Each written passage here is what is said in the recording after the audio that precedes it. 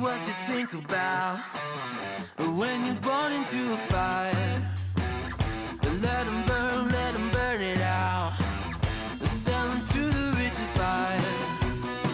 They wanna let the world decay. They tell us lies and fade away, fade away. We feel betrayed. We were raised to lose the race. Wake at the back of the pack, kill it anyway. Listen up now, because we're never dropping out. Beat the odds, beat the big house. The brains are bigger than the doubt. We've been thinking for ourselves, never let the truth fade away. This is bigger than us. Oh, thank you, Carrie Marks. World burn Appreciate it. away, burn away. We feel betrayed. We were raised Somebody gave me this weird, I guess it's supposed to be like an exercise thing, back of the pack. from what I looked up online, but it doesn't seem like it does much. It's like a gyroscopic ball thing. It doesn't look like it does much. Like you're supposed to twist it, I guess, from what I found online. I can make it go fast as hell, but I don't know what it's supposed to be doing. Unless your forearms and grip were just weak as hell, I don't know what it's supposed to be doing.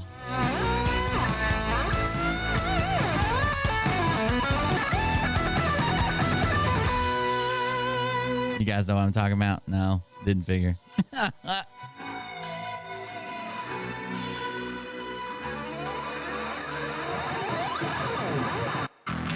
And we feel betrayed.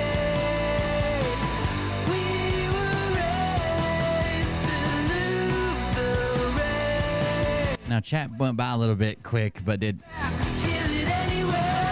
someone just threaten to piss in my mouth?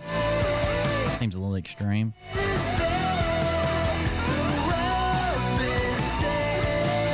It's a fish reel exercise.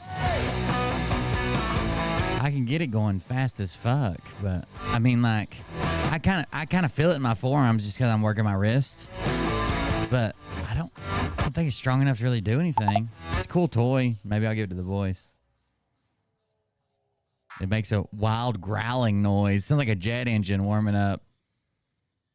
Here we go. Hey daddies, it's me, the Linda Hey, Binda daddies. from TikTok. I wanted to make this video because I wanted to thank you for watching Cold Beer Confessionals with Will Bird.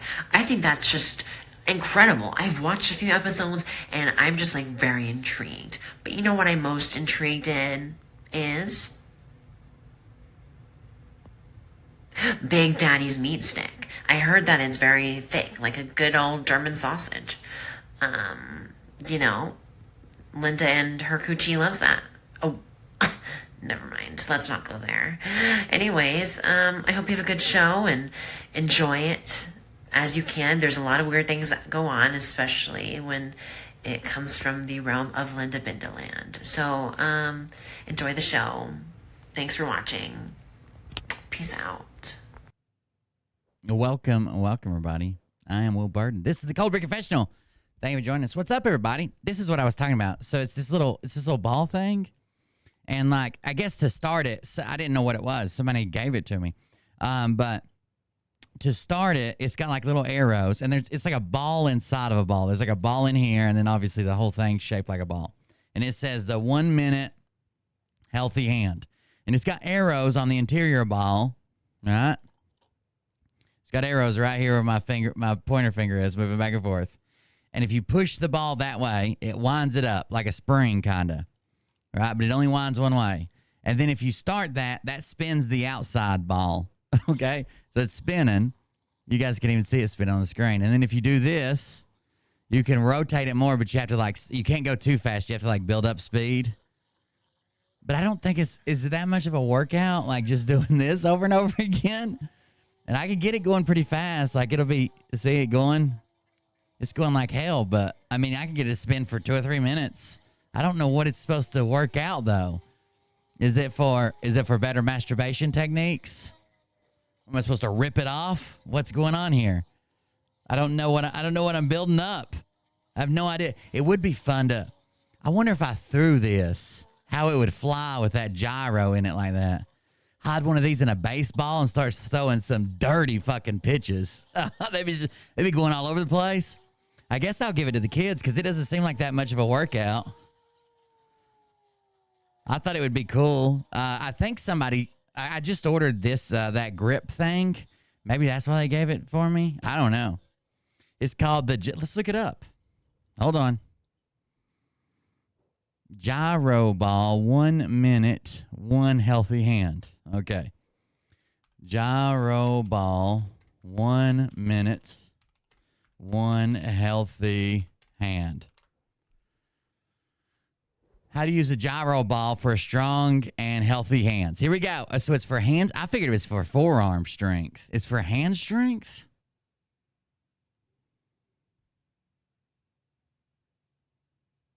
Got the whole internet here, and I'm trying to figure out what this is. Like I can't find a video on it. Well, maybe I can, maybe I can't. Seems like YouTube's doing good today. What the fuck is this? Just work, YouTube. It can't load a 3-minute video. Okay. Oh my God, it's all in Japanese. Asian people have tiny hands. It's probably a bigger workout for them. You guys seen it, Sicko's hands? Okay. Push it towards the arrow. Got it. Until you feel tension. I actually push it till it stops, but... Okay. Hold the middle with one hand and start to spinning. Yeah, I can do that. His has got lots in it. Shit. He's got a UFO handling. I'm beating him. It's moving my hand like that just from the force of the gyro. Like I'm trying to hold it still, but it's got a lot of force to it. But I don't know. What are we supposed to? Are we winning now? Don't drop the ball. I could imagine like a child dropping the ball, but it doesn't seem like it's that hardcore. As you can see here, I really have to put my strength and keep gripping the ball. My hands get tired very fast. I will change hands. What?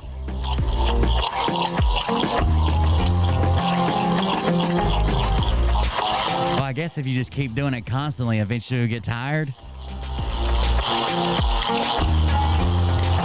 That's what we're trying to figure out. It's supposed to be an exercise thing. I mean, I kind of feel my forearm burning, but even just doing like fingertip dumbbell extensions, I think it'd be better than this. Mine sounds better than his. His sounds rough. Can you hear mine?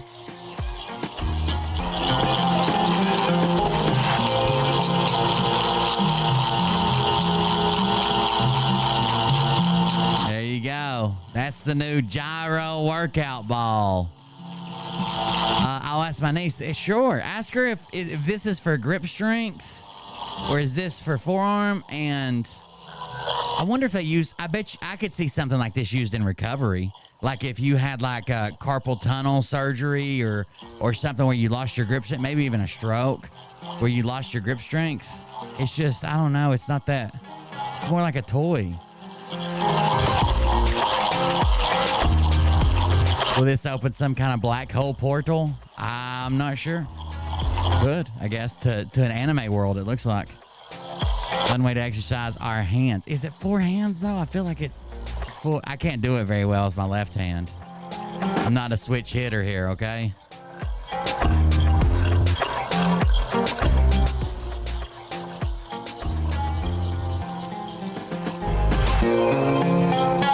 I wonder what had happened if I hit somebody with it.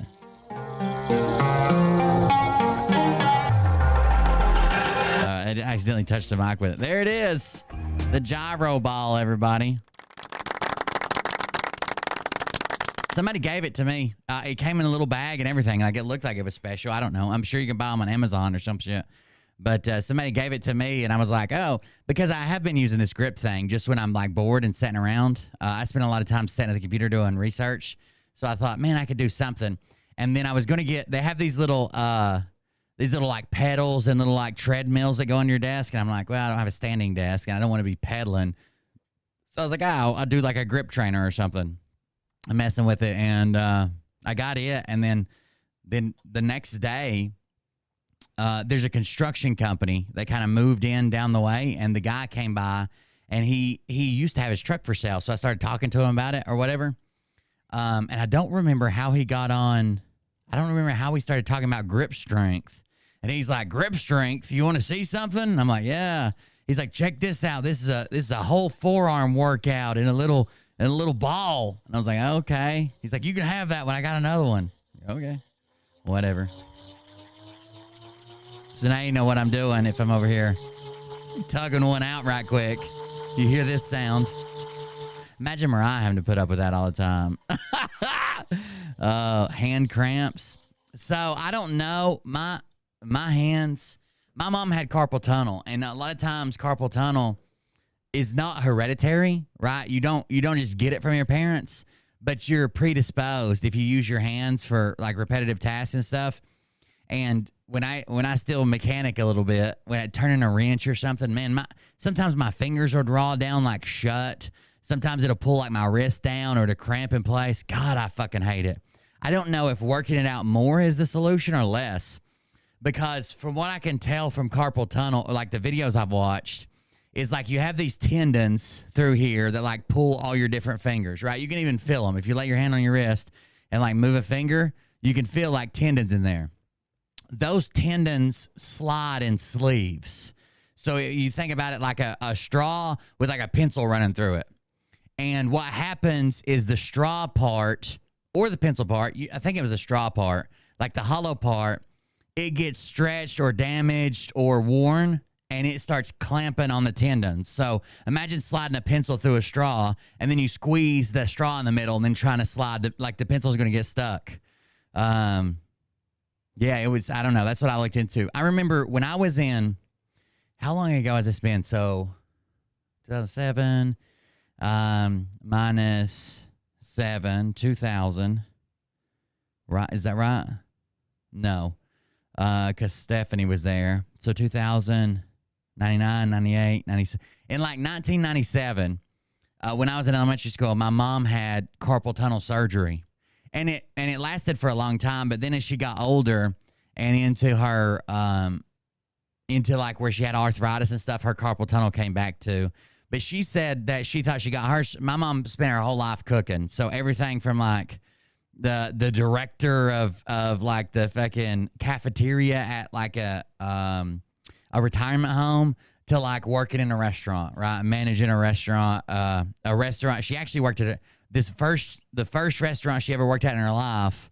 She ended up working that at the end of her life. She went back there, and those people are really nice, and she worked there, and she enjoyed it and the people and stuff. But anyways, she said it was from like these pans and trays and stuff they had when she worked in like the nursing home. She would always do this repetitive thing, and it like hurt her wrist and strained her hands, and she got cramps from that. That's what she always thought it caused it, was the repetitive moving of those trays and lifting of them and sliding them in to the tray cart. But who knows? Carpal tunnel's weird. Anyways, that was a whole side story. What have you guys got going on? If you want to support the show, like I said, this is Will Bird, a Cold Beer Confessional. If you want to just lost with the best lawyers on earth and he's mad, oh no. What is that? If you want to contribute to the show, do that through coldbeer.fund. Coldbeer.fund will be here all night. And we are funded by you guys.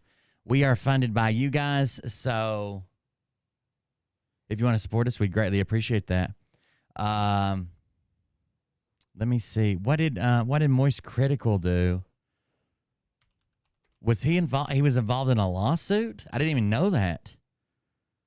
Named in court filing. That was from a year ago. Let me see. Let's see what this is. Hold on. We have been working with the best lawyers in the industry, the best lawyers on this planet that specialize in this field, and none of them can believe that we've been declined again. Unfortunately, we got the bad. Oh my God. Oh, so they're just completely Oh, well, hold on. He's got a video on his channel. We should probably check that out.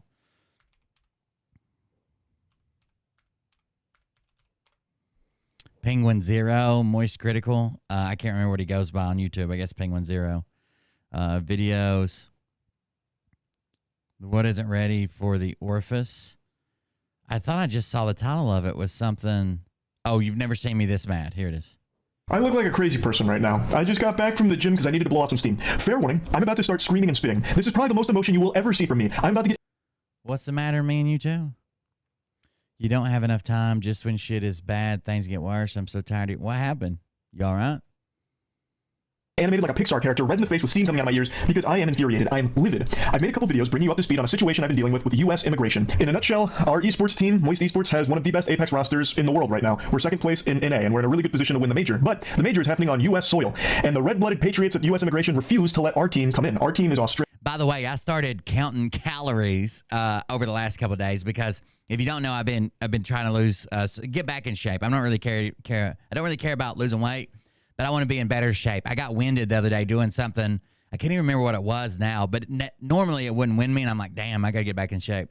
So I really like these Monster rehab drinks, and I hadn't been buying them because I thought, I bet you that shit's full of calories. It's probably chocked full of calories, and that's just, drinks are just wasted calories, like if you drink soda or whatever. So I drink a lot of Propel and plain water to try to keep my calorie count down low. Well, I went to the store and I thought, oh, fuck, let's see how bad it is. I could use the energy tonight. It's only got 25 freaking calories in it. The whole can. This whole can only has 25 calories in it, and they're really good. It's like tea and lemonade mixed together, and it's like an energy drink, right? It has caffeine in it. It does have 3 grams of sugar, but it's only got 25 calories in it. It's pretty good. Australian. So we were initially declined and had to pivot, get them to Canada so they could compete in NA this split, and we resubmitted. So we are Apex rosters in the world right now. We're second place in NA, and we're in a really good position to win the major. But the major is happening on U.S. soil, and the red-blooded patriots at U.S. Immigration refuse to let our team come in. Our team. They won't let his Apex team come in, which is a video game. They won't let his video game team come in. That's crazy. Those things are loaded with garbage. I need garbage stimulants. I sleep about an hour a night. Is Australian. So we were initially declined and had to pivot, get them to Canada so they could compete in NA this split, and we resubmitted, and our resubmission has just been declined again for legitimately no real reason, because the fucking glue-eating, crack-smoking, coke-snorting, lobotomite morons at U.S. Immigration just don't want them in the country for whatever reason they're drumming up here. We have been working with the best lawyers in the industry, the best lawyers on this fucking planet that specialize in this field, and none of them can believe that we... I hear that immigration is aggravating. So it's not even like he's trying to get them here permanently. He's trying to get them here for a tournament. He's trying to get them here for tournaments, to play a tournament, and then they're going to leave, and he can't get them here. Been declined again. They've never had these issues before, so they're as stunned as we are. We even have one of the highest level executives at EA going to bat for us with U.S. Immigration, lobbying for us to try and get our team in here, because our team is very important to the esport because we are so highly ranked. And even with the goddamn Avengers on our side, U.S. Immigration slams the door in our face and turns us away like it's a lacrosse house party in college. They're Australian gamers. We're not trying to sneak in fucking Viltrumite aliens. What is the issue? Gadzooks, I would hate to meet our U.S. Immigration agent in real life. It'd be like meeting Voldemort. It'd be like meeting Scrooge. Like an absolute joyless fucking husk of like a zombie. It can't even be a real soul. There's no way there's a human being that's handling our case. It's not possible, because there is no reason we would keep being declined. They're not even giving us reasons that make any sense at all. Not to us, not to the lawyers, not to anybody. Nobody. And no other esports team has had this problem. Every other org that has international players got in lickety split. They're fucking speed ran. Meanwhile, we can't. We literally can't. I'm convinced that if Jesus Christ was... It is funny to hear so he's known for his rants. Right now, U.S. Immigration would turn him away. He wouldn't be allowed in here. We'd never see him. Now, let me slow down real quick, because maybe you guys aren't understanding why this is such a big deal. Our team is one of the best in the world, and this major is huge. It's massive, and obviously we're very passionate about this game and this esport. So they need to get into the country to play in this major, because it's an in-person land. They can't compete from Canada. It's happening in America, the home of the fucking cheeseburger and the Budweiser. It's happening here, so they need to be here. So they cannot compete online. They have to be there. It's a local area network. So everybody's hooked up through Ethernet cables, but not using the internet, right? You're running it all locally, so they have to be here to compete. Here physically to compete in it. No holograms, no force ghosts, no AI, duplicate, replicants, nothing. It's got to be them, flesh and blood, which is off the table now. I think a lot of people had a bit of confusion with the last video I made about this, because the Apex Boys, our team, has been in America before. We've even made videos together with them at our warehouse. But there's a difference, because they were only here for like 2 weeks. I think it was even less than 2 weeks. And then the major was overseas, so they weren't here for a long time. This time around, we needed a different process, because they were going to play the whole split in NA. So it needed to go through an entirely different procedure to allow them to stay here for that period. And since we keep getting declined, they are now no longer allowed to just come here temporarily. Yeah, I mean, worst case scenario, what, they were going to be here for like a month or two? So if it's like a huge tournament where you eliminate people, like maybe it takes a month to get to the finals, but still. Well, that's halted because they're under our Moist Esports blanket. Yeah, so it's probably a visa to work here instead of a tourist visa. Like he said, they've been here before, but it was only like for a couple weeks. Now they can't come here just for like that 2 weeks or anything. It's totally different. It's all changed, which is why we had to work with so many lawyers to try and get this process moving, and we just kept getting declined. So now they can't come into the country for this major. They couldn't even show up on the day to compete. Plus, they wouldn't want to do that anyway because they want time to practice, obviously. So that leaves us with only one fucking option left, and that's to cut our team. We have to release one of the best teams in the entire Apex circuit, because that's the only way they're going to be allowed in the country. They can come here as long as they're not being represented by us. As long as they are not represented by any org right now, they can come here and compete. So that's our only option, because we obviously want the best for these guys. We want them to shine at the major. So in order to do that, wait. It's like that fucking scene in Pokemon where Ash sets on the... So they can come here as long as they're not on your team, but if you bring them in as a gaming team, they cannot come in. What the fuck? That doesn't even make sense. Why would that matter to immigration? If you say, I'm going to play in a video game tournament from this date to this date, they say, oh, okay, you're not on a team, are you? And you're like, yeah, I'm on this team, right? I'm on Team X, the Apex Boys. They're like, oh, no, not that team. And every other team has had no problem getting their people in. And it's not like they're from like the fucking Middle East or some shit like that, or from Russia or extreme Western Europe with Russian sympathizers or some shit. They're from Australia. Pikachu and runs away crying. That's us. That is literally what we have to do with our team right now. We have to cut them so that way they can compete at the majors. Because we're out of time. We can't resubmit again because this process is abominably fucking slow. Weeks just to get 2 sentences back from the U.S. immigration dinosaurs, the fucking fossils that are just bones and dust in those chairs at the agency there. Like, we can't do this again because we don't have time. The major's right around the corner. So, we are officially releasing the Moist Apex squad. Unfortunately, we got the bad ending to this fucking playthrough here. And it's no fault of our own, by the way. We did everything by the books. We worked with other orgs too. Yeah, but they're doing the same thing as work. I mean, whether they're on a team or not, they're still going to compete. So they're still here for work. They're going to be paid for it. I mean, it's basically like, I guess the only thing that I could see is if they come here without a team and they're working, they would be like, maybe they're freelance or 1099. And if they come here and work for them, maybe they're employees of whatever his little company is called. I'm sure he has a company that represents himself. Let's say Apex Boys LLC. But if they come here to play independently for EA, and EA signing the check, maybe, the gaming company, maybe that's a bigger company they can get in. I don't know. And so many different lawyers that specialize in this. And we did everything right and still got slapped. No, they're coming as gamers either way. He just has to cut them from their team. He said he doesn't want to hold them back, so they're going to cut them and let them play in the tournament. Either way, they're going to have to declare they're here for work. By U.S. immigration raid bosses. Ridiculous. So, I actually cooked up a theory. One that a couple of lawyers actually agreed with me on as the most likely culprit for why we kept getting the and are still currently rejected. Our name. I hypothesized this in the last video I made, but I wasn't entirely subscribing to that belief until now. The name Moist Esports may have had a role in us being rejected. May be the only reason we were rejected. At U.S. immigration, it all falls onto your particular agent. It is entirely their discretion whether or not you are allowed entry into the country with whatever you're submitting and whatever you're doing. You have an individual So his name comes off as like, maybe they don't like it, the name? agent that handles your case.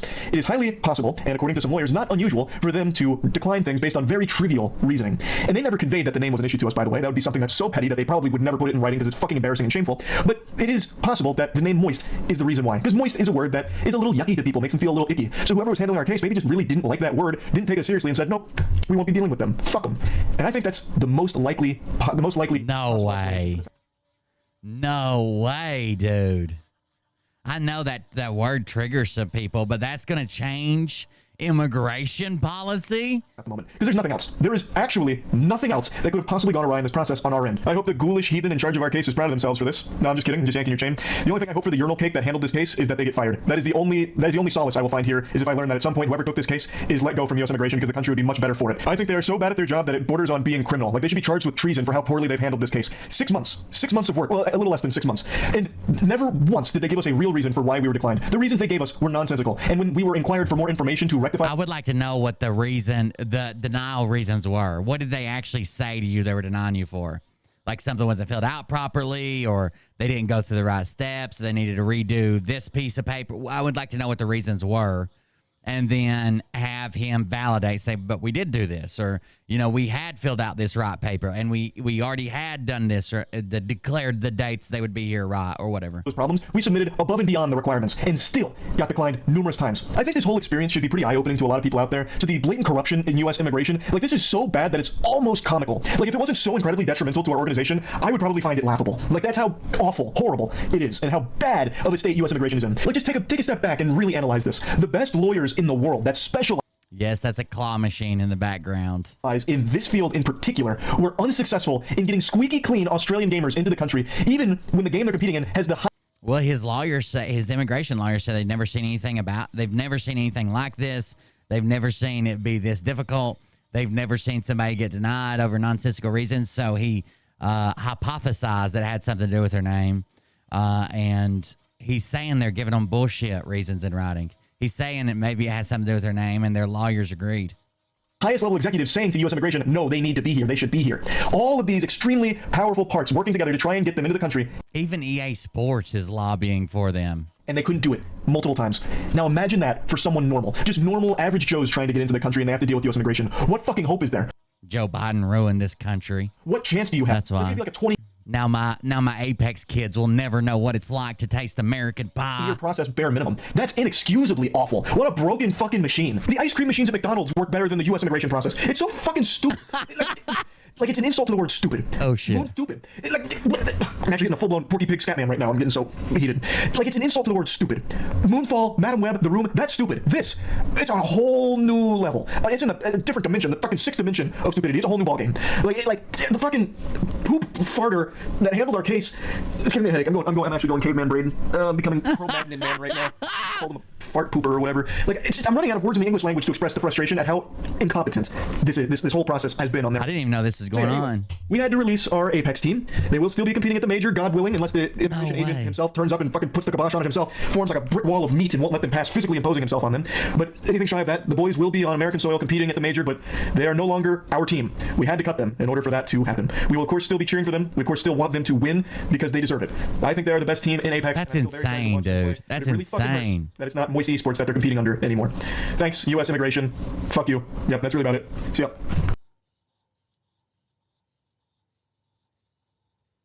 Wow. YouTube is... I can't even load YouTube Studio right now. What is going on? Is there anybody watching on YouTube? And how is that going? Because I can't even load YouTube Studio right now.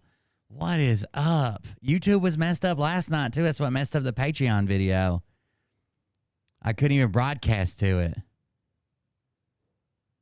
Jesus Christ.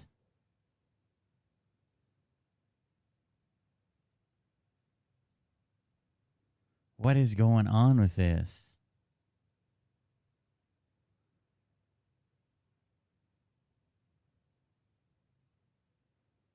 So, somebody told me, I have no idea if this is true. I have literally no idea. So, you know when we were talking last night about Kyle and his GoFundMe?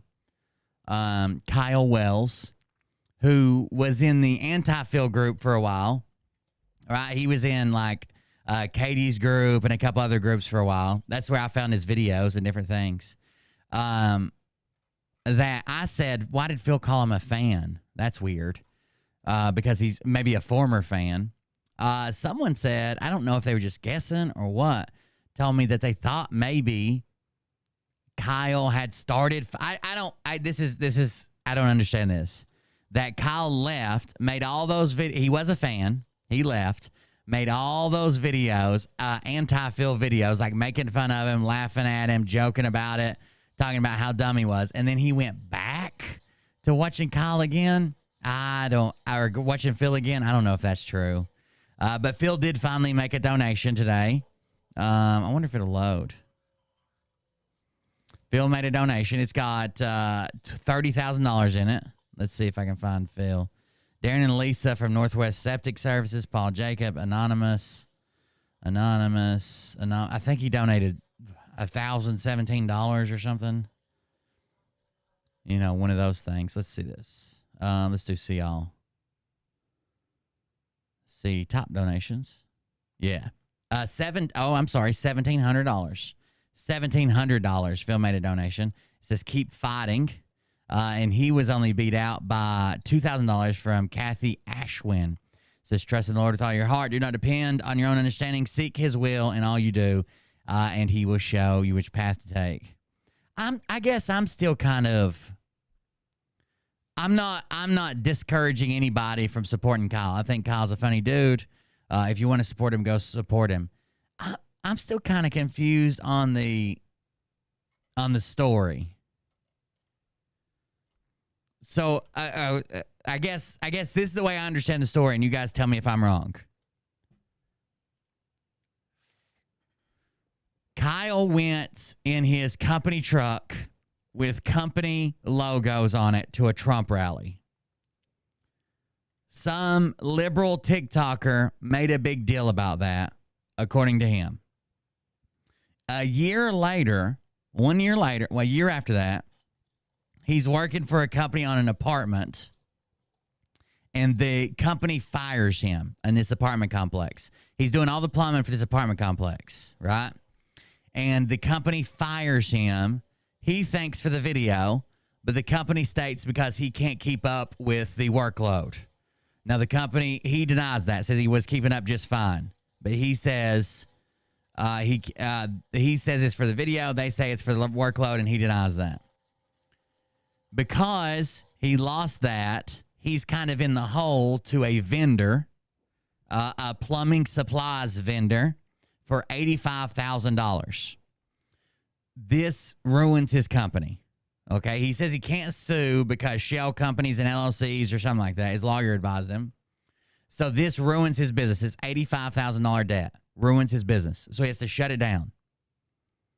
Then he opens another business under a different name and starts doing plumbing again. I don't know how much time passed, but at some point he opens another business doing the same thing but under a different name. And the plumbing supplier that he owed the $85,000 to comes after his brand new business for a debt that his old business that is now closed, owed to the supplier. Is that the way you guys understand the story, at least? I'm not asking I see people saying they don't believe it, but is that the way you understand it, at least, right? Is that what everybody understands? Because that's the way it is in my head, and I don't know. That's just crazy to me. First of all, that a video after a year caused him to lose this contract. That's weird. Second of all, that he shut down one business, so I'm assuming it went bankrupt or something, and then he opened a new business, and now this new business is having to pay the debts of the old business for $85,000. It seems to me like if it was going to be $85,000 and ruin my current business or any potential business I may have had in the past, there has to be some type of legal remedy to that the plumbing supplier, right? You should have sued or something just to pay them. I don't know. This is weird. I agree with that. So a lot of companies, this is just my personal experience. Let's say I'm a mechanical contractor, right? I do pumps and conveyor belts and belt drives and mechanical stuff. I'm a mechanical contractor on a job we're doing. And we're 6 months into a year-long project. And I'm the mechanical contractor. I would really, really, really, in my personal experience, I would really have to fuck something up for them to fire me. Not because I'm a good guy or not because I do amazing work or whatever. Because I'm in the middle of a project. It takes a lot to get somebody ran because they don't know where you're at on the project. They don't know if you've already bought all the supplies. They don't know where you hold those supplies. They don't know what you did, what looks complete but isn't complete. You need to go back and finish. We usually have a punch list. What's done on your punch list, what's not done on your punch list. Like, it would take a lot to get that contractor fired. Now, they may not like me, and they may never contract me ever again. But a lot of times they'll let you finish that job. It's hard to get run off a job like that, at least in my experience. I'm not a plumber, never been a plumber, have no experience with plumbing. I don't know. The story is weird to me. The story's weird. It's just me, I guess, but I don't know. He hadn't been paying the supplier. He said the job owed him $100,000 and the plumbing supply company was owed $85,000. So that tells me he was getting paid, not paying the supplier. Well, do you think, so are you trying to say that maybe it was multiple, like he hadn't paid the supplier for like multiple jobs, not just this one job? Because if they owed me $100,000 and $85,000 of it went into supplies, Jesus Christ. How often does he pay the supplier?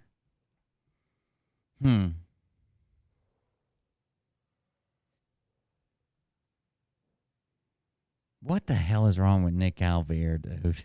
What the fuck is wrong with him? Look at what he just posted. What the fuck is wrong with Nick? Just going to leave this here. Mushroom with white truffle oil. And then it says hot dog boy, pizza girl, cheese pizza's very young girl, pasta very young boy, map equals semen, Walnut equals colored child. Ice cream equals male prostitute. Handkerchief equals black. If it's a black handkerchief, it's S&M bondage. If it's white, it means underage something. And sauce equals orgy. This just looks like a a frozen pizza, bro. Are you mad somebody posted a frozen pizza? I wonder who posted this. It's probably Roger Stone or somebody that he's going after. Do Q-tards not eat pizza anymore? Surely they didn't just give up pizza altogether.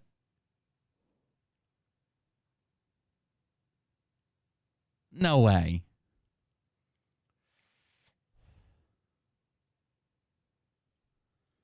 The story doesn't make sense to me, but maybe I'm not saying that it's a scam. I'm not trying to call anybody out. I'm not trying to hurt Kyle in any way. I like Kyle. Go support Kyle if you want to. I'm just saying I don't understand the story, and that might be a fault of my own. It might be my understanding or my inexperience or something to do with me. Yeah, that might be me. The people need to go. Play-Doh wannabe camps is so weird and disturbing. I'd never eat again if I was cute. I wouldn't give up pizza. I mean, even frozen pizza. I mean, I like shitty pizza. I like little sleazers. Sometimes I go straight to the pizza store and buy a to-go pizza. I like Domino's. It's pretty good. We got a Domino's now. It's not as good as a pizza store, but it's good. I don't know if I'd do this. So no one can ever talk about pizza again. Is that what they're saying? Like, if I had like the most amazing pizza in my life and I wanted to post to you guys, I was like, oh my God, I went to the pizza store, got the best pizza I've ever had in my life.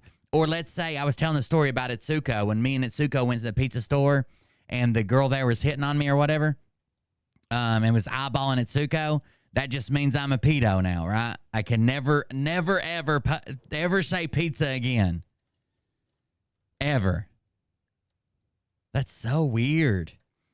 Yeah, ours is like a small pizza place. It's got like 3 locations. One of them's here in my town, and then the 2 neighboring towns, kind of.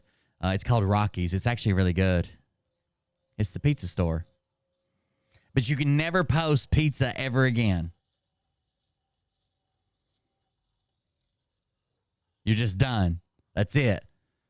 If you post pizza again, you're a pedo. That's all you could do.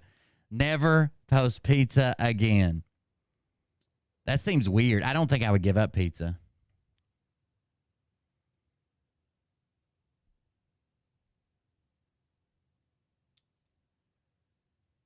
Let's see what this article is. Owner of ship in Baltimore bridge collapse. So the company that owns the ship asked cargo owners to help cover the salvage costs. The owner of a massive container ship, Dolly, which caused the deadly collapse of the Baltimore's Francis Scott Key Bridge last month, has initiated a process requiring owners of the cargo on board to cover some of the salvage costs. The ship's owner, Singapore-based Grace Ocean Private Limited, made what's known in maritime law as a general average declaration, which allows a third-party adjuster to determine what each stakeholder should contribute, according to company spokesperson Daryl Wilson. This requirement is often invoked after maritime accidents so that the cost of saving a vessel or its cargo is shared among interested parties, Wilson said. In this case, it pertains to costs associated with refloating the Dolly, which remains stuck with sections of the fallen bridge draped across its damaged bow. So what if you didn't? Let's say you had something on there, cargo on there, and they said, okay, your part of this is $100,000. What if you didn't pay it? You just lose your cargo? You just don't ever get your cargo? Or what? Crews are working to remove some shipping containers from the Dolly before lifting pieces of wreckage and freeing the ship. They're also working to clear debris from the Port of Baltimore's main channel, which has largely been blocked for weeks, halting most commercial traffic through the major shipping hub. A routine practice dating back centuries, General Average Declaration marks the ship's owner's latest effort to minimize its financial responsibility in what could become one of the most expensive maritime disasters in history. Grace Ocean and the ship's management company, Synergy Marine Group, that's a code, Marines. Did you hear that? Filed a petition soon after the collapse seeking to limit their legal liability, another routine procedure for cases litigated under U.S. maritime law. 6 members of a roadway crew plunged to their deaths in the collapse. Attorneys for some of their families and a survivor pledged to challenge that petition and hold the company accountable. One of the cargo owners, Mediterranean Shipping Company, announced last week that it was informed of the general average declaration by the Danish shipping giant Maersk. I'm not sure how you say it. I've seen it a bunch. Which chartered the Dolly. The declaration indicates the ship's owner anticipates extraordinary cost for which they expect contribution from all salvaged parties, the company's release said. Officials have said the Dolly and his cargo, about 4,000 shipping containers, will return to the port of Baltimore once the ship is refloated. The Dolly departed Baltimore's port early on March 26, laden with cargo designated for Sri Lanka. It lost power before reaching the open water and struck one of the supports of the Francis Scott Key Bridge, causing the span to collapse into the Patapsco River. Police rushed to stop bridge traffic after a last-minute mayday call from the ship's pilot, but couldn't save the roadwork crew. 2 of the victims are still unaccounted for. So they still haven't found 2 of the bodies, I guess, which kind of sucks. At least they found the other ones. I mean, the family kind of needs peace, right? I'd rather them find the bodies. So basically, if you own cargo on this ship, then you're going to have to pay part of the salvage cost, I guess. That's crazy. Yeah, you might have insurance to cover it, I suppose. It just seems like that sucks. Like you're responsible for it fucking, I don't know. FBI boards the ship amid investigation into what caused the Francis Scott Key Bridge. Yeah, let's see what this is. I guess the FBI is investigating as well. FBI board, this is from military.com. FBI board ship amid investigation on what caused the Francis Scott Key bridge collapse. Who investigates maritime accidents, I guess, would be the question. Is it the FBI? Is that why they're on there? Should they be on there? The FBI on Monday raided the container ship. Well, raided. The ship that struck the Francis Scott Key Bridge nearly 3 weeks ago as part of an investigation in the deadly bridge collapse. Agent boarded the Dolly Monday morning. Boarded is probably a better word than raided. And we're conducting court-authorized law enforcement activity. A spokesperson for the FBI's Baltimore field office said Monday, declining comment further. Oh, I have to sign up? That sucks. I'm not signing up for it. I might be able to do this. Hold on. I don't know if this has ever been archived or bookmarked, but we might be able to do it. We'll see.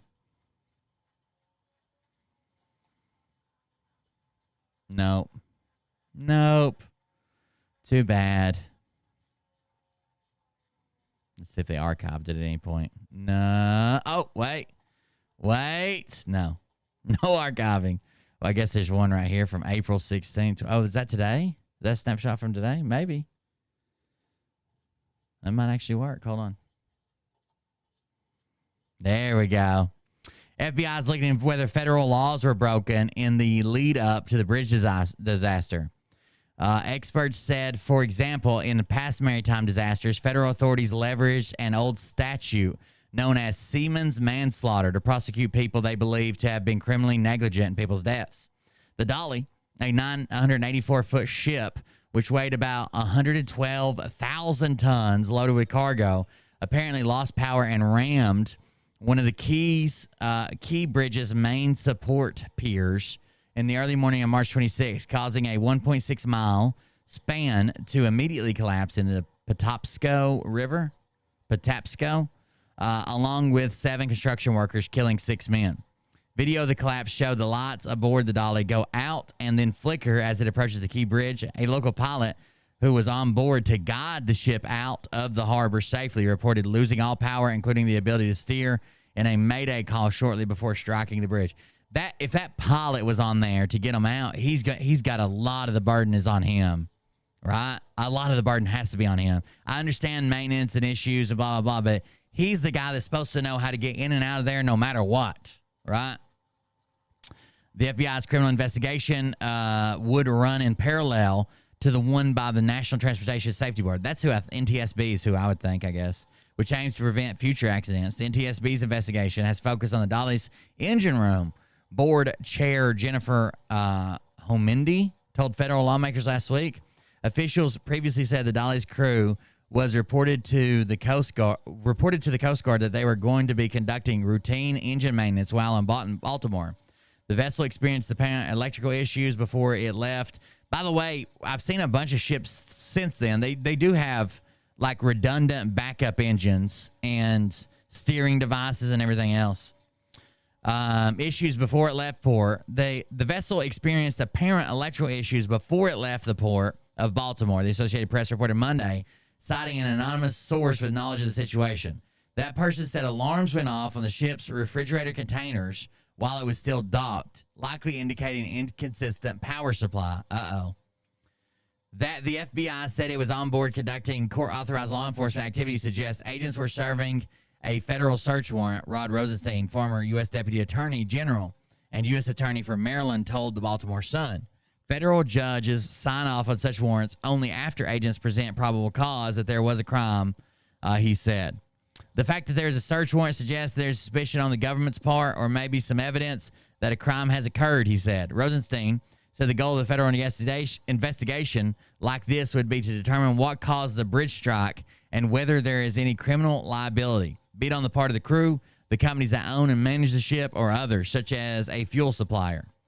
That distinguishes an FBI-led probe from an NTSB investigation, which also seeks to find out what went wrong, but with the goal of preventing such a tragedy from occurring again, not to hold someone or some entity accountable. The NTSB identifies the probable cause for an accident and provides non-binding safety recommendations for officials and companies. So they come in and they say, okay, this was caused by, this fuel valve. We recommend no one uses this fuel valve, but they don't have to.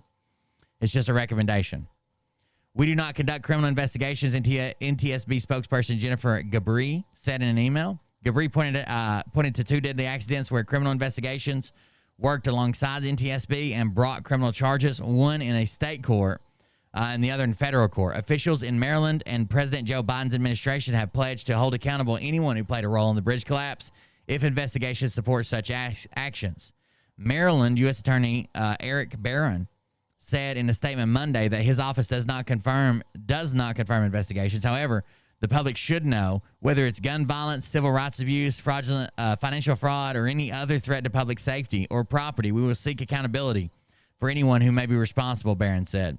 Following a separate news conference on Monday, Maryland Attorney General Anthony Brown predicted that his office would pursue legal action against multiple defendants that contributed to the bridge collapse. As chief legal officer of the state, my responsibility is to file actions to protect the interest of the state to recover for that damage. So whether it's the ship owner or others, that's what we're currently doing. We're looking at it, we're investigating, and when the time is right, we'll bring a legal action so that we can maximize the recovery. Baltimore has hired two law firms to pursue legal action against Dolly's operators. Democratic Mayor Brandon Scott said Monday. The city's law department later added that it is encouraged by the FBI's commencement of an investigation into Dolly and its catastrophic crash into the Key Bridge. The Singapore-based companies that own and manage the Dolly previously moved in federal court to absolve themselves of any liability related to the bridge collapse or to limit their liability to the value of the ship plus the revenue it stood to make from its cargo, which they estimated as $43.7 million. Darren Wilson, a spokesperson for Synergy Marine Private Limited, the company that manages the Dolly, said in a statement that the company extends our deepest sympathy to all those impacted by this incident. Due to the magnitude of the incident, there are various government agencies conducting investigations in which we are fully participating, Wilson said. Out of respect for these investigations and any further local proceedings, it would be inappropriate to comment further at this time. An attorney for the ship's owner, Grace Ocean Private Limited, did not respond to requests. FBI personnel were present at the scene alongside the NTSB and Coast Guard in the days that followed the collapse. The FBI and U.S. Attorney's Office both stated soon after the collapse that they had found no evidence the crash was tied to terrorism. Thomas Roth Rafi, a former longtime NTSB Marine investigator, said it's rare but not unheard of for the FBI to get involved in such an investigation. He led the NTSB's investigation in a 900-foot container ship crash into the San Francisco Bay Bridge in 2007. They were working alongside querying information that we collect, Roth Rafi said. We had a couple of meetings with them to give them information. It was a one-way street. In that case, the pilot of the ship pleaded guilty in federal court to negligently causing the discharge of 53,000 gallons of oil in the San Francisco Bay. He was sentenced to 10 months in federal prison. Authorities have said there's no evidence of any hazardous material spilled in the accident. But that's just one example of what the FBI could investigate, said Lawrence Brennan, a professor of maritime law at Fordham University School of Law.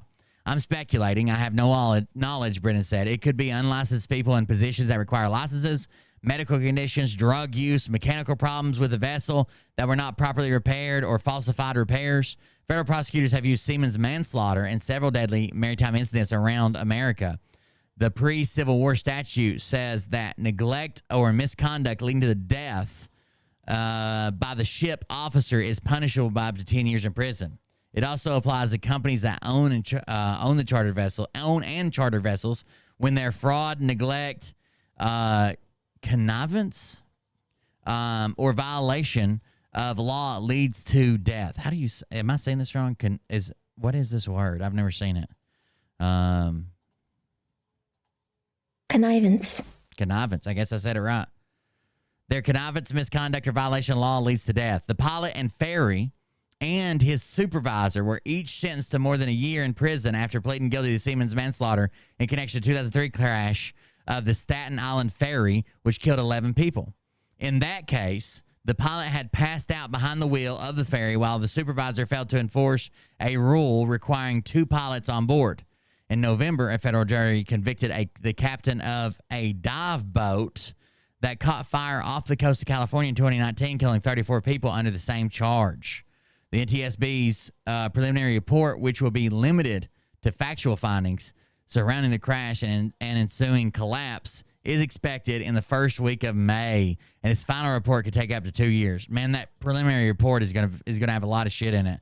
I wonder if they've got any if they've got any insiders that already know something that's going to be in that report. That'd be interesting to read, because they're going to say for a fact, like, so-and-so was under the influence of alcohol or methamphetamine or something.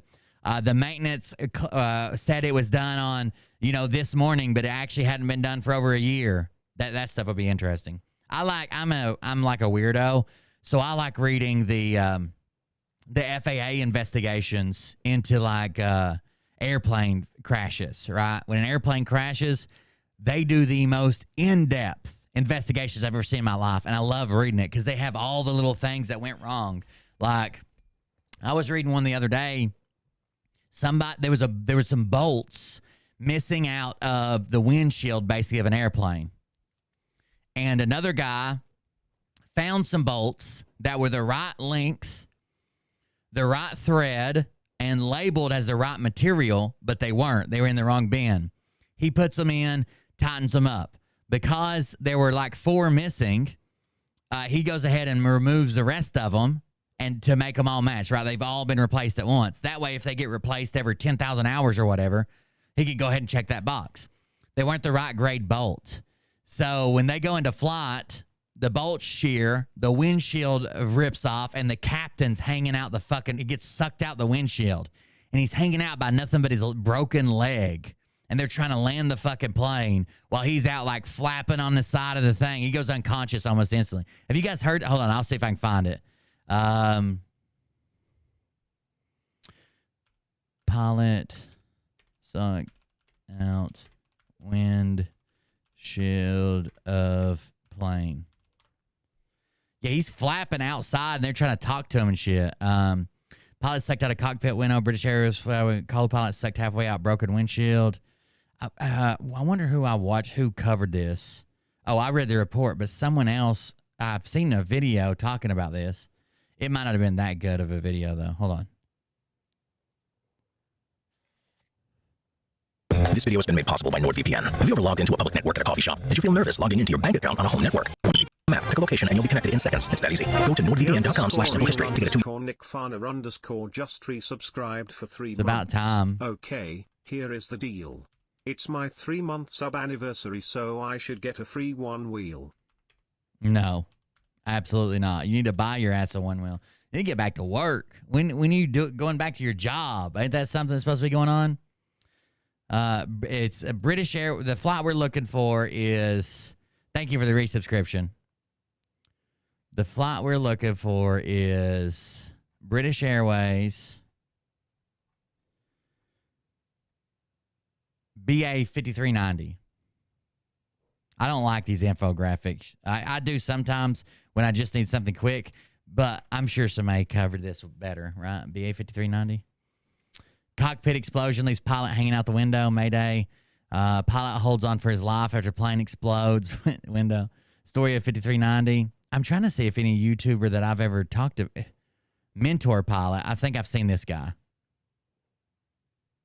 This video has been made possible together with... I've definitely seen this guy. This guy's pretty good. It's a grey Sunday morning in the United Kingdom. A BAC 111 aircraft from British Airways is on their initial departure from Birmingham International Airport on the way down towards sunny Malaga in Spain.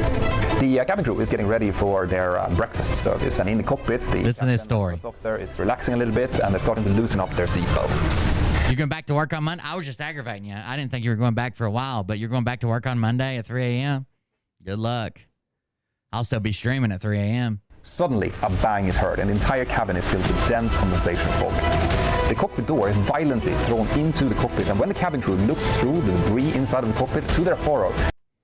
Look at this. Now, obviously, this isn't a real photo, but he's literally hanging out the forward window by nothing but his leg bent back inside.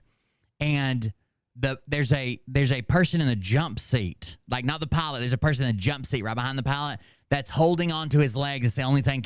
He's not holding him like against the wind. That would be impossible. He's holding his leg bent over that pillar, and it's like a wedge. As long as he holds that part inside, unless it rips his leg apart, then he's got to stay there instead of falling out the fucking plane. They realize that the captain has been sucked halfway out from the aircraft through a hole where the forward left windshield used to be. What happens next is an incredible story, and it is the story of British Airways Flight 5390. Stay tuned. He survives, in case y'all are wondering. I'm not showing like a snuff film. He survives.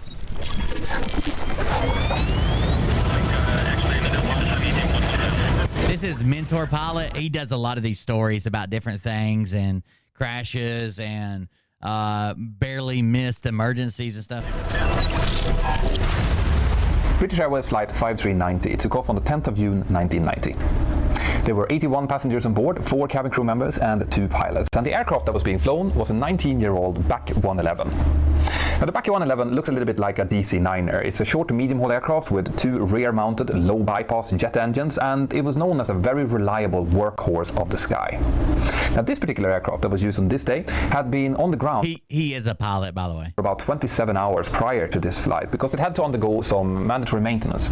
The previous crew had reported that they had seen... I think the only thing that was wrong with the bolts, I said that they were the wrong material. I think they may have been like 2 or 3 threads too short. Maybe they weren't the wrong material. Seen some darkening and some bubbles on the left-hand windscreen, the windscreen just ahead of the captain, and that needed to be changed. And the maintenance work that took place on this aircraft prior to departure is going to be really important, but we'll get to that in a second.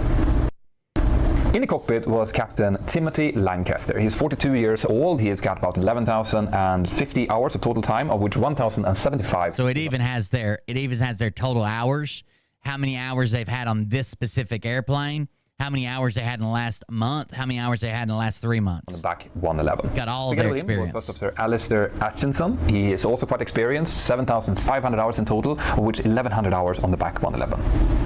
Now, the day started just like any other normal Sunday flight. The weather outside was grey, but good visibility, light winds. There's a bunch of these stories I know. I know a bunch of these stories because I'm a weirdo and read the reports and watch videos and shit. And the crew was reported to be really, really happy about doing this flight because generally these weekend kind of holiday destination flights tend to bring really happy and relaxed passengers. So the crew was looking forward to a nice and easy day at work. They also knew each other really well. They were a tightly knit gang, and the only one that was really new to the crew was First Officer Alistair. The flight crew had prepared for the flight just as normal. There was no bad weather expected. By the way, he's not making any of this up or assuming it. This is all in the report.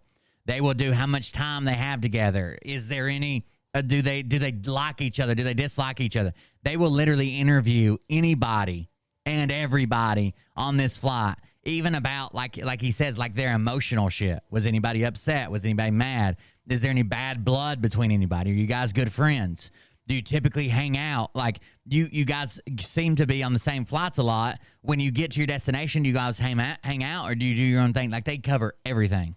First Officer Alistair was the one who's going to be pilot flying for the departure. And then, according to British Airways standard operating procedures at the time, Timothy, the captain, would take over after the initial takeoff, and then he would be pilot flying for the remainder of the flight. So, said and done, the aircraft pushed back, and at time 07:20 UTC, the aircraft took off towards Malaga.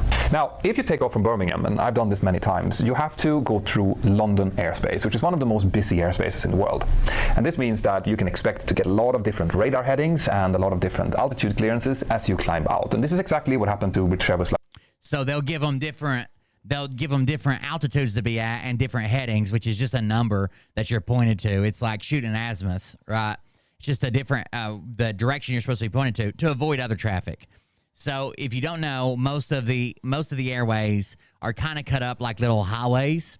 The only difference between like a regular interstate you might take, and you have to take this lane to avoid oncoming traffic, and this lane to do that, and whatever, exit ramps, all that stuff, is theirs kind of varies on the weather, on the wind, and on inclement weather and stuff. So there are kind of like highways they typically use in this, but they shift. So every time you might have been to one airport, you land from the south. But next time you go to it, the winds change and you've got a storm coming in, and now you have to go all around and land from the north, right? So they change those depending on wind patterns, and weather. Even though it's kind of set for that day, they may even change it in the middle of the day. At 5390 as well. Initially, they were cleared on a southerly vector, heading of 195 degrees to maintain, and they climbed up to flight level 140, 14,000 feet. They remained there for a while, and then eventually they got cleared into a different air traffic control sector. Once they changed over to that sector, they were cleared to flight level 230, 23,000 feet, and they were expecting eventually to get up to their initial cruising altitude of 25,000 feet. Now, as the crew had completed their initial departure procedures, they started to relax a little bit, and it's important for you to understand how we, the pilots, use the seatbelts when we're in the cockpit. So generally, most airlines will require us to be completely strapped in with a full seatbelt on from takeoff up to about 10,000 feet, and then from 10,000 feet down to landing. But between there, we can kind of relax the seats a little bit. We tend to have a full harness, which consists of a seatbelt around our waist, and then across the crotch, and then two kind of shoulder harnesses over this.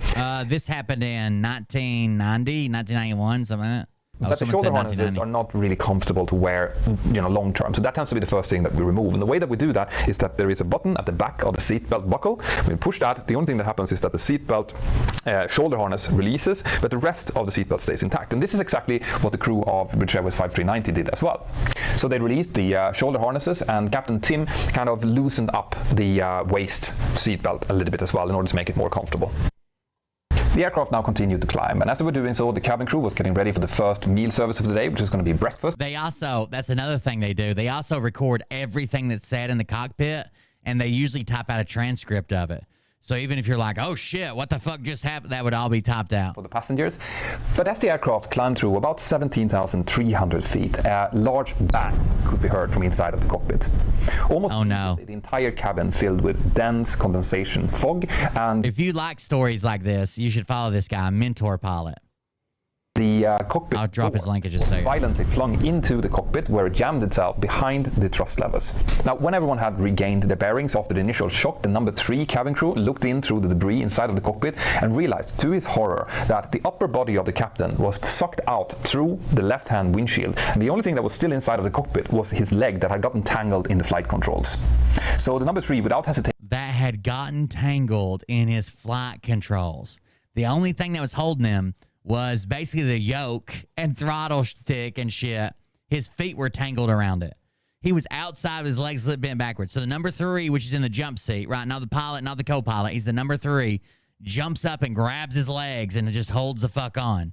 ran in and started to hold the captain around his waist to stop him from sliding more out through the window. But he reported that the upper body, the back of the captain, was kind of flush up against the body of the aircraft, and his head was banging towards the left DV window. So he's bent double, basically, is what they're saying, right? His head is bouncing off the window towards the rear, much like this image, and the rest of his body is bent inside, and the guy's hanging onto it. As the captain was sucked out through the window, his feet had actually pushed the flight controls, and as they did that, they disconnected the autopilot. So this means that the first officer was now faced with a situation. Great. He knocked off the autopilot. Jesus, what's your step, bro? Where he had an explosive decompression. He had his colleague being partially sucked out through the window, which you could see. There would have been an enormous inflow of really cold air and noise in the cabin. Loads of debris had been thrown into the cockpit because of the loss of the window. So this is a very, very serious situation right now. And the first officer realized very quickly that the first thing he needed to do was to get the aircraft down, because the BAC 111 did not have automatic masks for the passengers. That wasn't a requirement when the BAC 111 was certified. Instead, there was passenger oxygen that could be given to about 18 passengers on demand. But this meant that he now needed to get the aircraft down quickly. Now, he had the choice at this. So this is an older aircraft, and when it was built, you didn't have to have an oxygen system for everybody. They only have enough oxygen bottles that they would have to pass out from storage. The masks don't drop on older planes. They'd have to pass out oxygen bottles from storage for about 18 people. And I think they said there was 81 people on board. This point to put his own oxygen mask on as well, but he realized that they were at 17,300 feet when this happened. Because the autopilot had been disconnected and the captain had kicked the flight controls, the aircraft had already initiated a fairly rapid descent, so he didn't think there was any need for him to put his own oxygen mask on, because he realized that if he did, he would have huge problems communicating, but both air traffic control but also with the cabin crew, who was now in holding on to the captain for dear life. So the first officer is now flying the aircraft. He is maintaining his heading of 195 degrees. He's initiated his descent, and he now calls a mayday call to air traffic control. Because of the enormous noise inside of the cockpit, air traffic control could hear him call mayday, but when they responded, he couldn't hear them properly. So it took a few minutes to establish the nature of the problem with air traffic control. And even when air traffic control realized that they were dealing with a serious emergency, Well, it's a British aircraft, it's a BAC. It's the BAC 111. kept taking on other traffic onto the frequency as well, and this was going to be something that the investigation was going to hone in on. It looks like a DC-9, and an L1011 is the Lockheed version, right? And it's got engines, it's got wing-mounted engines and a turboprop on the fucking vertical stabilizer. Later on, but we'll talk about that later. Hold on, As I'll the look up a aircraft picture is of it. now descending down towards 10,000 feet. This is a BAC 111.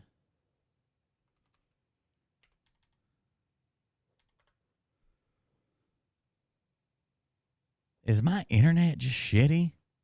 The fuck?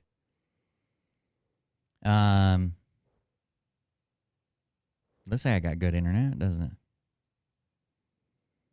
Doesn't mean I do. Damn, that's a shitty pic. That's so small. Let me find a bigger picture between the two. BAC 111. Give me an image. Come on, hurry. Open image in a new tab. So this is a BAC 111. Is the plane? Oh, wrong picture. Where'd it just go?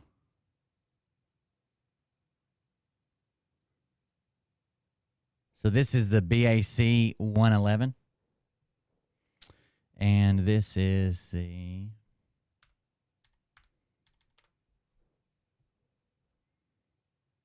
Lockheed TriStar L1011. Open image in a new tab. And we can switch between the two. So see how this one's got like a DC-9. It's got these low engines that are in the aft section, but they're down in line with the entire body of the aircraft. This is the Lockheed 1011. So it's got two wing-mounted engines and a third engine up here on the forward stabilizer. I know it's hard to see. Let me move it because of chat. It's got a third engine up here mounted on the forward stabilizer, or the horizontal stabilizer. Vertical stabilizer. Why can't I fucking think? It's got a third engine here, so it's got 1, 2, 3 engines. I guess it's kind of the same fuselage design. This one this is like a DC-9. It looks a lot like a DC-9.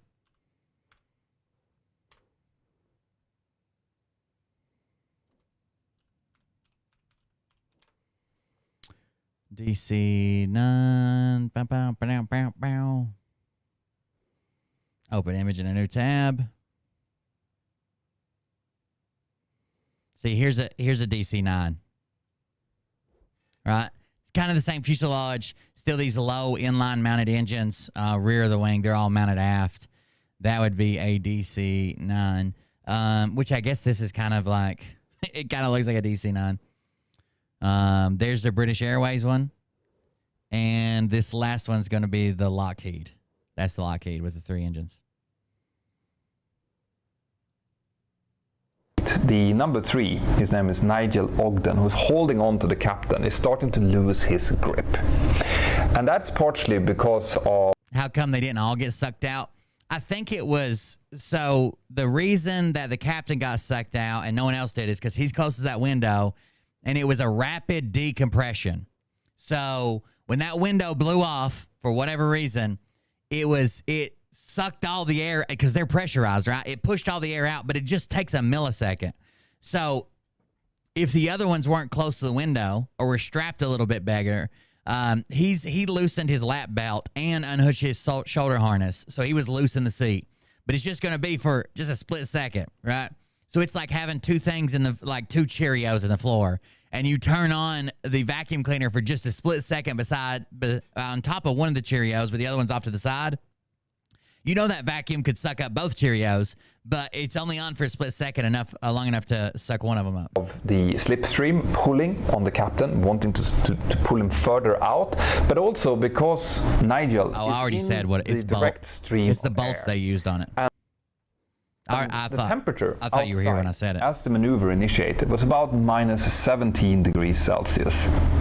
Now, with the speed of the aircraft and the rush of the negative 17 degrees outside at 17,000 feet when he got sucked out. Air, the wind chill factor with that kind of temperature would probably been around minus 42 degrees Celsius or negative minus 42 wind chill. Fahrenheit. So it's extremely cold, and he's getting frostbite both on his arms but also onto his left eye. The rest of the cabin crew is seeing this happening. The purser has already gone Imagine the and started panic. to collect the part of the broken door. He's taking care of. By the way, it was so violent that the cockpit door, so you know how they have pretty decent, even back then they had kind of heavy doors for the cockpit, right? To keep them separated from anything else that might go on. The cockpit door got sucked in to the cockpit. That putting it inside of the front left toilet, but as he's he took the door and put it in the shitter. Seeing this happening, out of the way. Both the purser and the number 2 cabin crew comes in to try to relieve Nigel from holding the captain. The purser kind of rips his arm around the seat belt on the jump seat, which is behind the captain's chair, and holds the.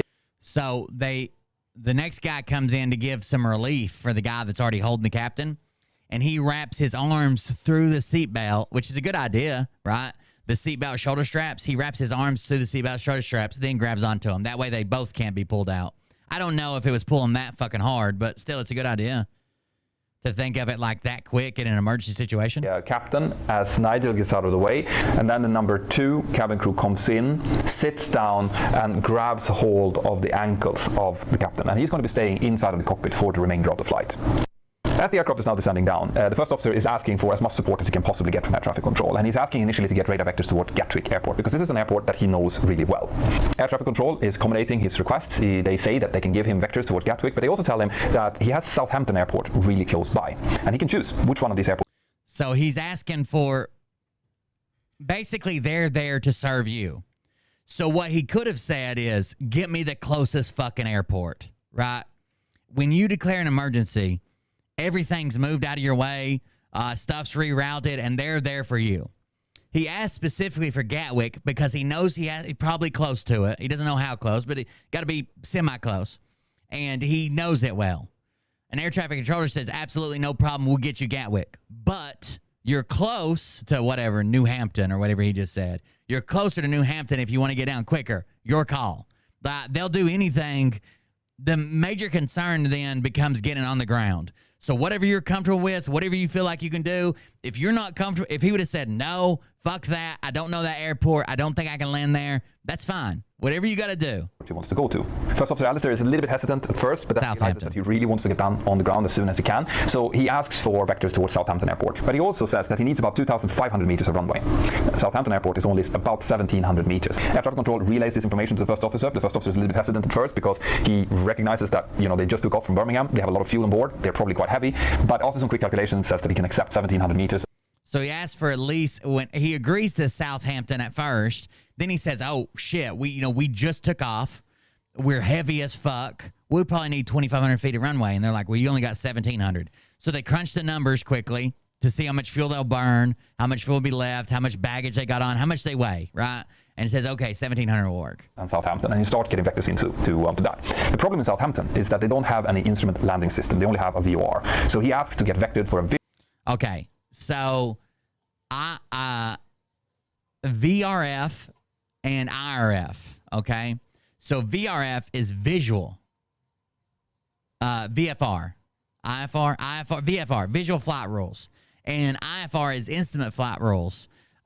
So they don't have instrumentation that brings you into land with, even if you can't see the airport. They only have visual VFR. So he's got to visually see it. He's not gonna have basically a path that's illuminated for him to fly. He's got to be able to visually see it, confirm it, and land there. Approach in towards Southampton.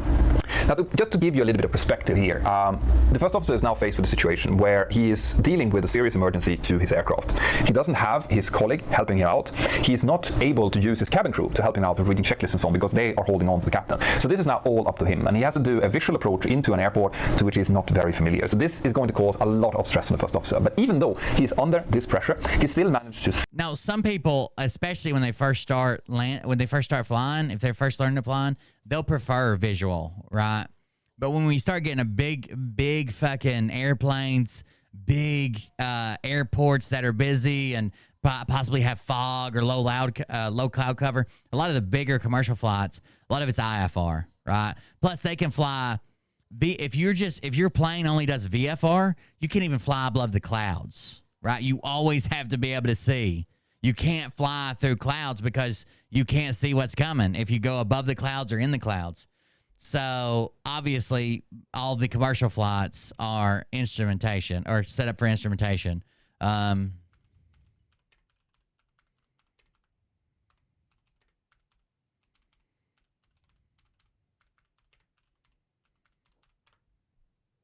Safely set the aircraft up, configure it for landing, and he even remembers to switch on the auxiliary power unit, the APU, so that he has electrical power when he gets down on the runway, because he realizes that he's going to have to shut the engines down. So he'll have to be, even this is an emergency situation, but he will have to be low enough.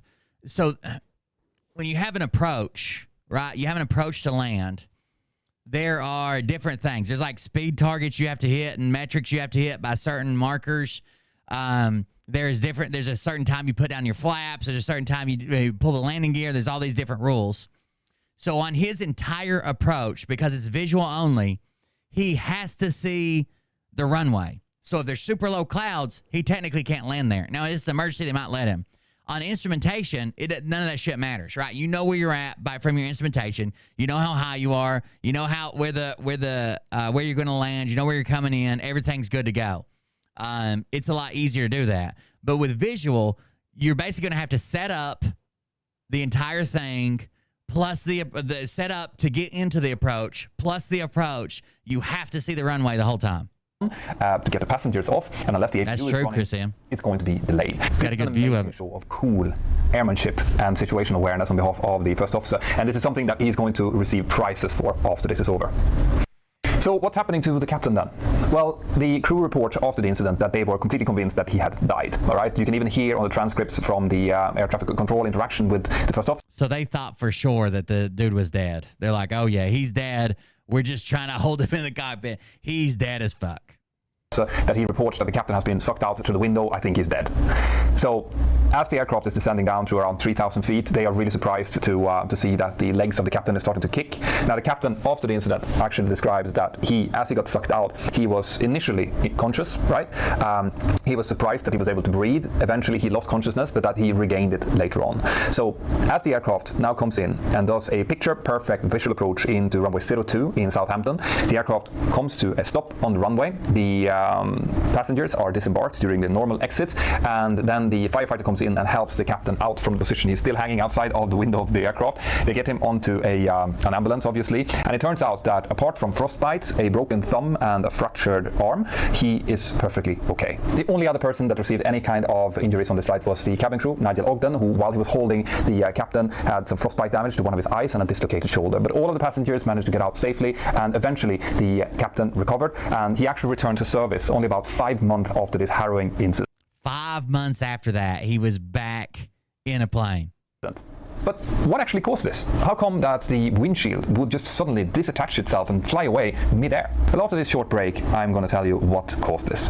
This video is brought to you together with Brilliant. Now, I have said this many times before, and I keep saying it. Brilliant is an absolutely brilliant way of increasing your maths and your fitness that you don't really understand here. You get whopping 20% off the annual to British Airways Flight 5390. They started looking back into the maintenance record of this Black 111. And they realized the investigation started into British Airways Flight 5390. They started looking back into the maintenance record of this Black 111. And they realized that so here's what happened. Before the departure, during the night shift, the maintenance crew that had been working on the aircraft had seen that there was a need to replace the captain's side windshield. Now, they were a little bit short of people, so the maintenance manager himself had decided to do the job. And he had gone to the aircraft that was in a hangar at that time. It was raining outside, and he'd set up I don't think the idea is that AI will be flying planes as much as it'll make flying easier, I guess. So they're not ready to take AI and replace pilots with it. Although the like DARPA and the military and stuff are looking into this. But it'll basically be used for routing, heading, ideal situations, because it's if you take, that's why there's so many positions for like air traffic controllers, right? It's a complex process that's all data driven, headings and speed and altitude, with somewhere like Atlanta where there's like hundreds of planes all trying to land at once. That's where AI is going to be used for routing and stuff like that. I don't think you're going to get on a plane anytime soon, within the next 100 years probably, that it's flying, taking off, landing, or even flying in air. We do have autopilot, but autopilot is kind of like cruise control, right? You set a heading, you set a speed, and you set an altitude, and it just does that. Working station in order to do this. The problem was that it was a little bit tight, so he couldn't really get the workstation. Here's what happened. This meant that he had to work with himself on top of the scaffolding, kind of hanging over the nose of the aircraft. It's also going to be used in planning flights. So right now they have like a very simple algorithm that kind of, if you look at a flight from, let's say you're going to take a flight from Irwin, Tennessee, where I live, to Los Angeles, right? I'll type that in. Like, I want to leave from Tri-Cities Airport to LAX. and it'll kind of pull up flights that semi sort of connect, right? But there's like layovers, there's this, and oftentimes if you go through and look at the individual flights, like let's say it's going to take me from Tri-Cities to Tyson McGee, and then I got like a 4-hour layover from Tyson, and then I'm going to go somewhere else, then go to LAX. If I change that and I just look at the flight from Tri-Cities to Tyson McGee, and then look at Tyson McGee onto the next stop, a lot of times I can find better flights. I'd be interested, or quicker flights with less layover, or even cheaper flights. I'd be interested in seeing what it could do with scheduling and planning flights, not only on the civilian side where I'm trying to book a flight, but on the corporate side where they're scheduling when their flight should take off, how many passengers they should open up, how big a plane, what routes they should run, how often, what days of the week. I'd be interested in seeing that too. Kind of reach all of the bolts that was needed to fasten the windshield. Now the windshield on the back 111 is not fitted like most other aircraft from the inside and out. That would have given it a kind of plug type, which meant that as the pressure inside of the aircraft builds up, the pressure would hold the windshield in place. You would think that almost all windshields were from the inside pushing out. He said it's not like most aircraft, which are, but this one isn't, because you build pressure. You have to build pressure in the cockpit, in the fuselage, so that pressure would hold the wind. Even if all the bolts fell out, the pressure would still hold the windshield, hopefully. But nope, it's bolted on from the outside. Instead, the back 111 has a windshield that is mounted from the outside and in, and because of that, it needed a quite large amount of screws to hold it in place. In fact, there was 90 different screws needed. And as the windshield was dismounted, the engineers found that a lot of the screws were damaged because of the way that they dismounted them, so they needed replacing them. But when they went to get new screws, they didn't look at the maintenance description on how to actually do this procedure. Instead, they just took the screws that they had used before and they went over to their storage to get more of these screws. It turned out that the person that was working in the storage at the time only had 4 of these particular screws. So the manager just went down into kind of the basement where it was very poorly lit and looked to find similar screws. But instead of looking at...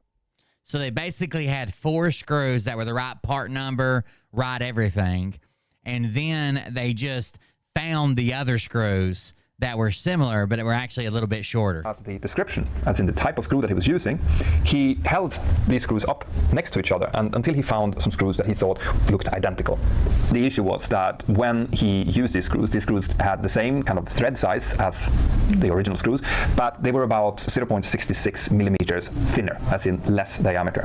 So this meant that as the screws were actually entered into the holes, it felt like they were actually attached, but because they were thinner, they didn't actually attach to the holes the way that it should be doing. He would have noticed this. So it sounds like he's describing the threads didn't always engage all the way. You could do this with a metric and a fucking standard, some sizes, metric and standard bolts. Usually the thread pitch will fuck you up, but in something like this where they have specialty bolts for everything, you could have a thread pitch that's off so little, or the thread pitch is the same size, it's just a slightly smaller because they're custom made for something. I could see that happening. If he would have been in a position where he could view these heads of the screws, because they were countersunk and the size of the screw heads were much smaller on these screws than they were on the... So the screw heads were smaller. It was originally set up for like countersunk screws, but these weren't countersunk. Proper screws, which meant that if you would have compared the left windshield with the right windshield, you would have seen that... So there's a difference in the screws. If you can tell how much this hole is filled up by this countersunk head, that's cone-shaped to fit in a cone-shaped hole so it has engagement all the way around the head. Now, this is just like a panhead screw that would just be flat on the bottom, so the only engagement around that is just around the edge because you got a cone-shaped hole. So it's just on the lip where it touches the outermost part of the lip. It's more likely to shoot the head of this screw off. Screws on the right windshield actually covered the kind of countersink almost entirely, but the screws that he was using was going well inside of the hole. But he didn't notice that, partially because of the way that he was working over the kind of top of the nose of the aircraft, but also because he was using some incorrect tooling to actually fit the screws into the holes, which didn't allow him to feel that the amount of torque that was necessary to fix the screws was incorrect.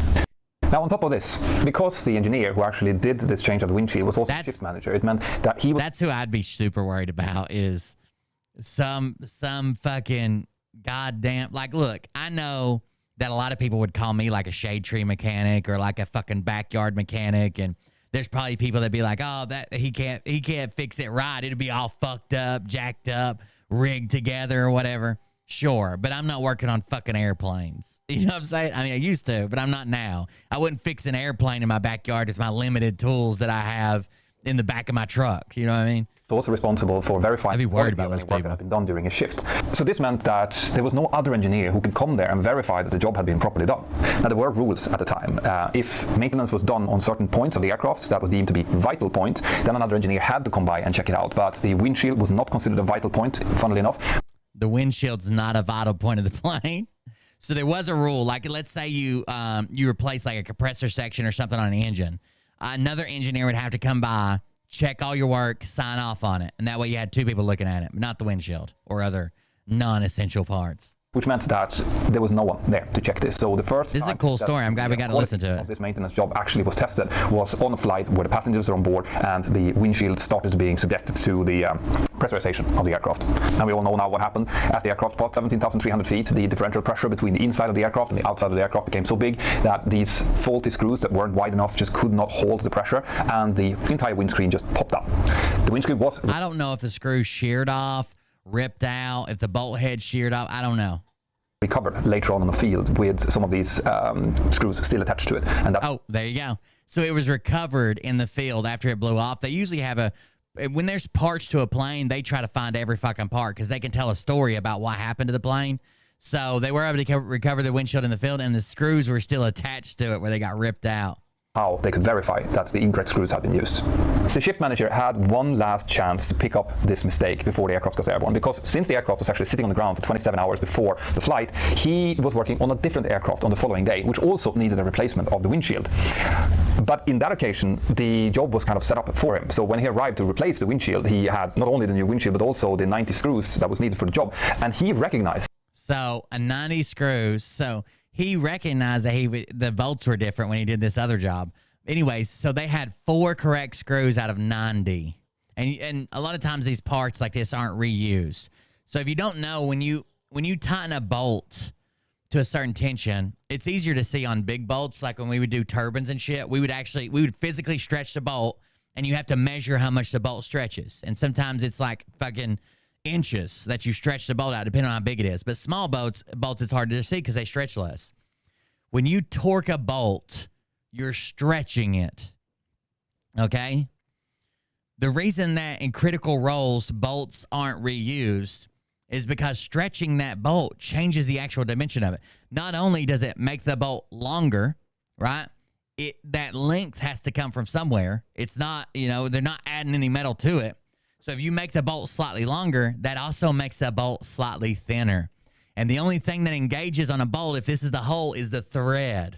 So if I make the bolt thinner and it's overlapped like this, when I start sliding that thread out, the more I stretch it, that's how threads fail. So like on a, I wonder if I can show you, let's see.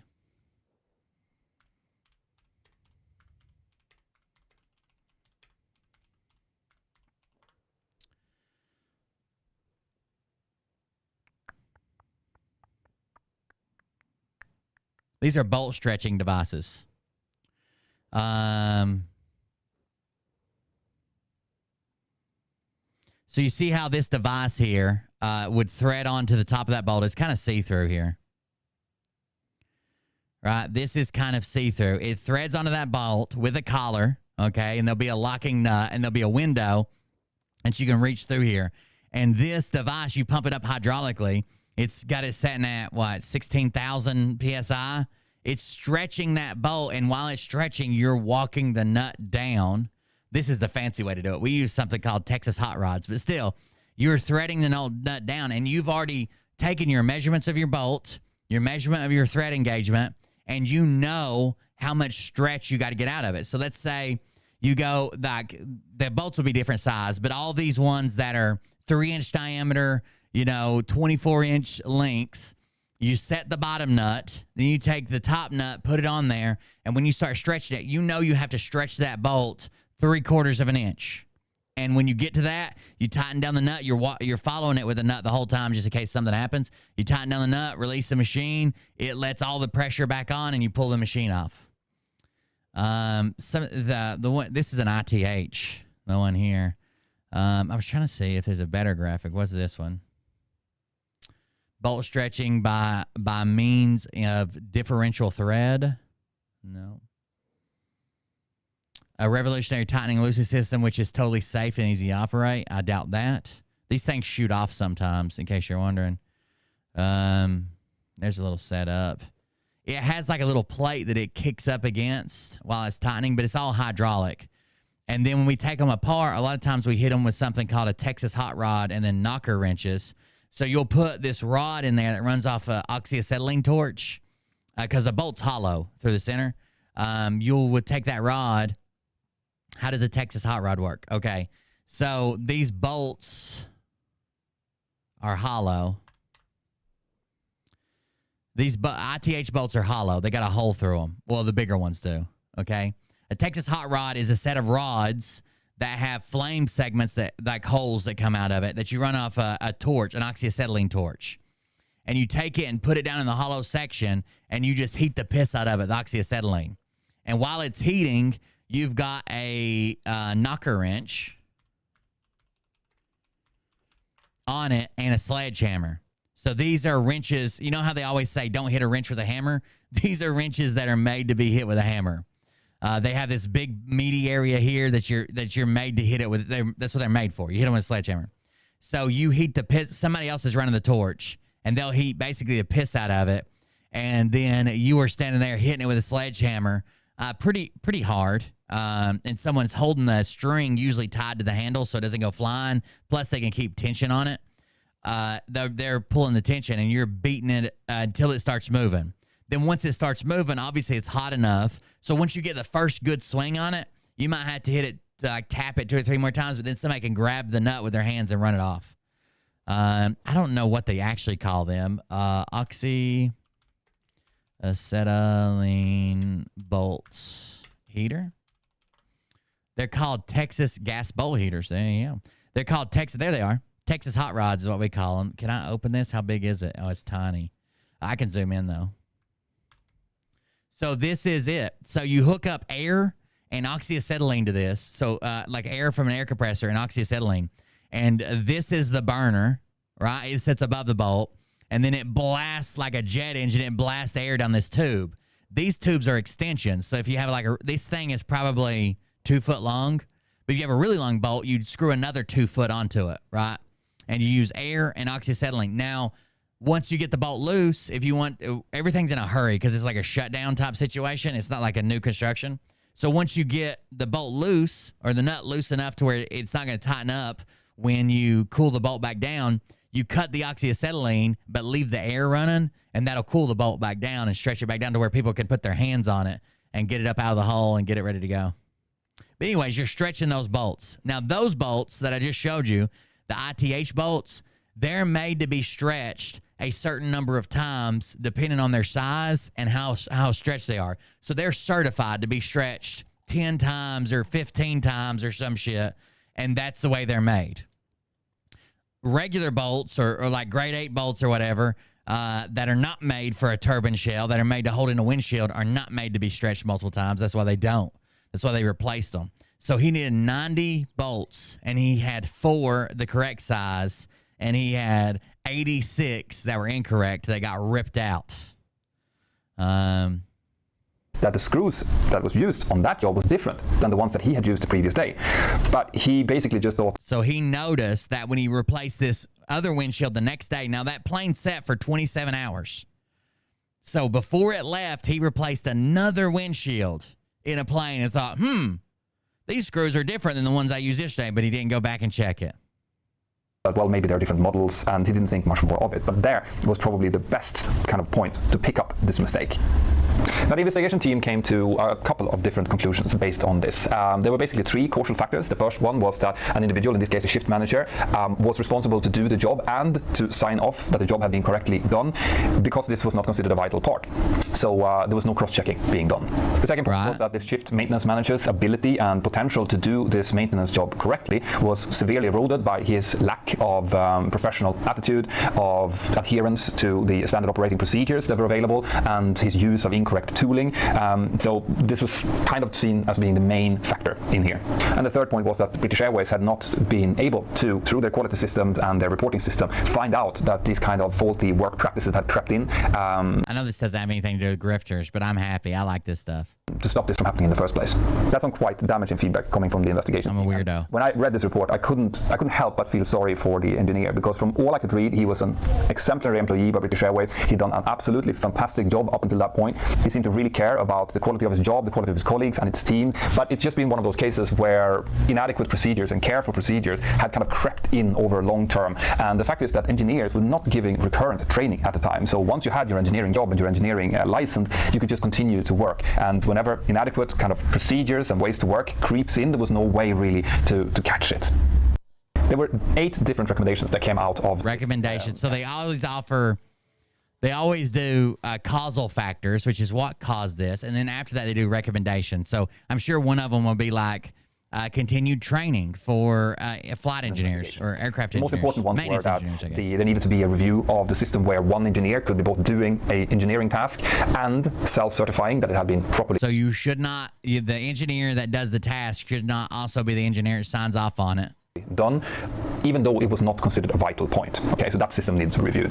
There also needed to be a better, more efficient quality assurance program outlined, where people that was actually working, like the engineers in this case, could clearly and easily outline faults and problems with procedures and so on, and that could be brought to the attention of the company. There was also a recommendation saying that recurrent training should be introduced to engineers, so that if some kind of bad work practices or non-adherence to procedures started to creep in over time, well then the recurrent training could kind of catch that and push the people in towards the right. That's pretty good. Things, much like the way that we do it with pilots nowadays. There was also a recommendation that air traffic controllers needed to get a formalized both theoretical and practical course on how to deal with emergencies before they were certified. I'm guessing that they were still trained on this before this accident, but that the investigation team thought that it was inadequate and that there needs to be some kind of improvement on this training system. So as you can see, guys, just like with every single one of these videos I do about incidents and accidents, the industry is learning from what's happening, right? We see what is happening, we investigate it, and then we apply procedures to make sure that these kind of emergencies shouldn't happen again. This is how we work as an industry, and that's what I'm hoping that you're taking away from these videos as well. Now, I hope that you find these videos interesting to watch, and if you do, pretty interesting. Subscribe to the channel and that you've highlighted the notification bell. I also want to send a special thank you to my Patreon crew who are ongoingly supporting the channel. Oh my God, no one gives a fuck what you think about Israel. Zoom, so just so you know, no one gives a single fuck about what you think about Israel. So if you want to take part in this and be part of kind of my inner crew, then go to patreon.com/mentalpilot, and any kind of support is greatly appreciated. People for some reason pop into my show and we're covering something completely different, and they're like, "Oh, you know what I think about Israel?" No, I don't, and I don't fucking care. Like, if we're talking about Israel, cool, but if you're just showing up to be like, you want to know what I think about this topic you've never talked about before? Nope, not at all. Anyways, these videos are interesting. Let me grab his link. If anybody else is a nerd like me, he covers a bunch of crashes and near misses and stuff like that. It's actually pretty interesting. His channel is called Mentor Pilot. I watch it pretty often. If I see something pop up, they're suggested to me. There's another guy that's American that's like a ginger guy. I can't remember what his name is either. But he's got pretty cool stuff. They usually have simulations running in the back. They'll talk about different parts of the airplane, how they work.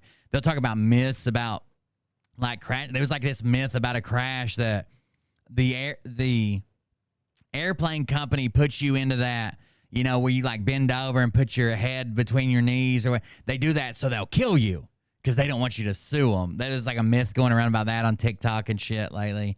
I don't know. It's just wild.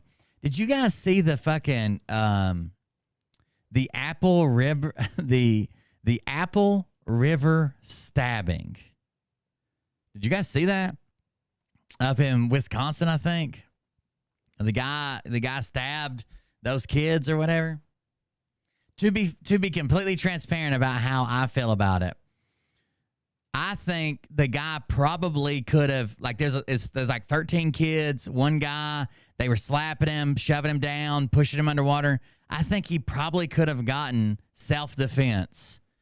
Why the fuck did he hide the evidence, put on glasses and a hat so he looked in a shirt and a jacket, and then lie to the cops the whole time? Why the fuck did he lie to them? If his life was really in danger, would you be like, I heard about a stabbing, but I don't know nothing about it? Nope. I heard some kids yelling. That wasn't me though. That was somebody else. Why did he do that, dude? That was so fucking dumb. That was so dumb. I don't know. I don't know what the fuck he was thinking about that. Like, the whole thing is crazy. Yeah, he was guilty, right? He didn't fear for his life. He thought, I'll show these motherfuckers what's going on. Yeah, it was a guilty conscience.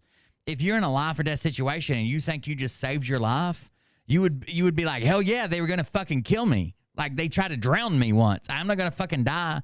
And it reminds me of, a lot of people were trying to compare it to Kyle Rittenhouse stuff. What it reminds me of is those videos we see on social media of those like teenagers in New York City or whatever. Some of them's even younger teenagers, like preteens, that are like throwing bricks at people and running up and slapping them and tripping them and all kicking them on the ground. There's been a couple of them young kids that have killed people in New York City from like chasing them down. I think that's valid, right? I wouldn't let 13 teenagers like encircle me and then fucking slap me around, put me underwater and shit and not retaliate. Like, if I had a knife, I might start stabbing motherfuckers if I think I'm going to die.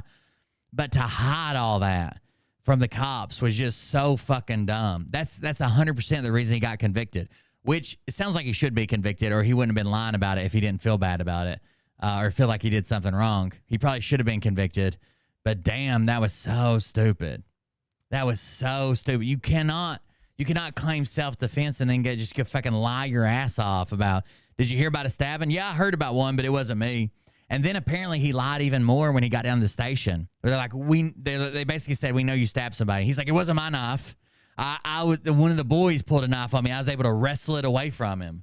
Like, that didn't happen. It's all on video, you stupid fuck. Why are you?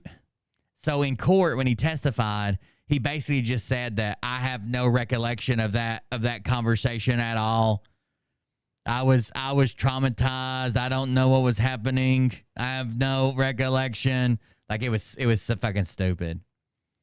So he probably deserves to be convicted because it doesn't seem like he was in the mindset that he was fighting for his life. Instead, he did something he knew he shouldn't have done and then tried to hide it from everybody. I guess assuming that, I don't know why, there was a camera in his face the whole time. To me, I would think, even if I was lying about it, I would think I gotta pretend like this is self-defense. They've recorded me the whole time. But this motherfucker went out there and did. What is wrong with you? 120 people watching. Hit the fucking thumbs up button. Yeah, hit the thumbs up button, Rumble. What are y'all doing over there? Hit the thumbs up. Jesus. Support the show. That's what I'm screaming. What else? What time is it? 12:19. I got to start ending earlier, guys. I got to start starting earlier and ending earlier. I've been fucking up pretty badly. Last night I didn't get off the treadmill and home till 4:30 a.m. So I can't be doing that shit. I was going to see what Chris, Mr. Boobies guy. So Phil posted a video. Super military man Phil. Look at that thing! Holy shit, what on earth is that? Military analyst.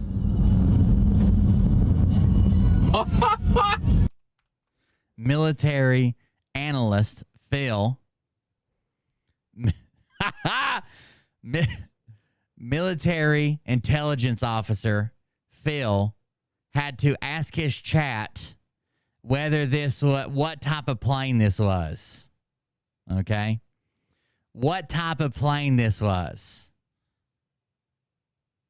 And he asked them, is that a C-17 or a C-130? Now, here's your biggest clue, military intelligence officer Phil. A C-130 has props. Do you see any props on that motherfucker? No, those are jet engines. Here is the difference between a C-130 and a C-17. And a C-130 would fit inside a goddamn C-5. Like military intelligence officer, it doesn't seem like he knows aircraft very well, does he? It doesn't seem like he's got that down. Not, at least not yet. Maybe he's working on it. Here they are on tarmac. So this is a C-130 here in front. Clearly you can see these giant fucking props, right? See the giant fucking black props there? It's not hard to get a C-130. It's not hard to pick out a C-130. It's a big gray piece of junk with props, right, in the sky. A C-17 is much larger. No props, Phil. No props. So anyways, he asked his chat. He says, where did I put that? There you go. He asked his chat. The easiest way to tell a C-17 and a C-5 is the length. I think the proportional length of like the tail section, and then there's a lot more wing. You'd have to see them to compare. There's a lot more wing after the second outboard engine. The second outboard engine on both sides, there's a lot more wing left between a C-5 and a C-17. Because when they're high, I know the C-5 is much larger, but when they're high in the sky and they look like this big, it's kind of hard to tell. But not a C-130, Phil. Come on. So he says, nothing happening here. What plane is it? Where's my anons? He's trying to set it up like he already knows. He just doesn't want to tell you. Right? Where are my anons at? This would be some good practice for you guys. He says C-17 or C-130. Why is it above my head, though? Then it says Biden and Scranton just north of me. But why the C-17? Then he just leaves it at that. It just dies right there. He shows a cartoon of a silver coin throwing a Jew off a cliff. So there's that. There's that. He's got some silver bullion throwing a Jewish person off a cliff, because that makes me want to invest.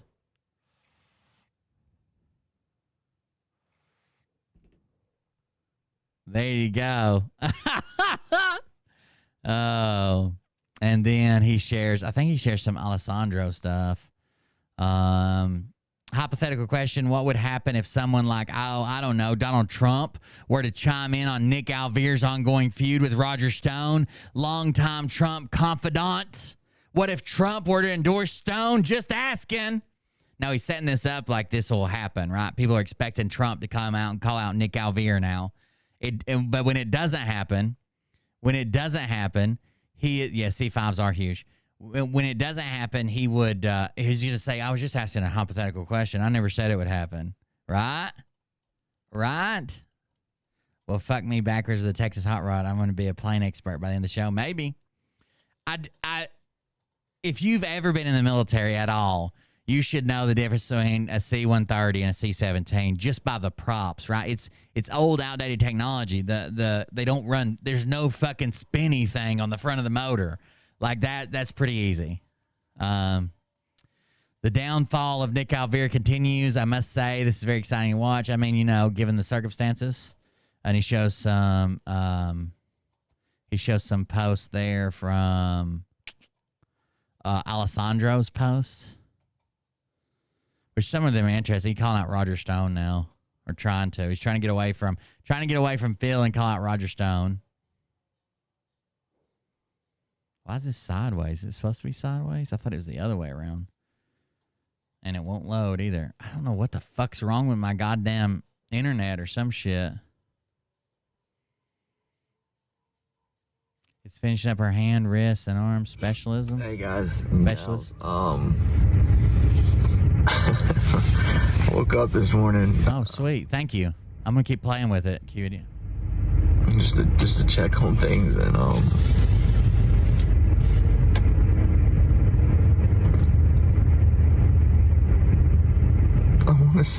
to. It froze again.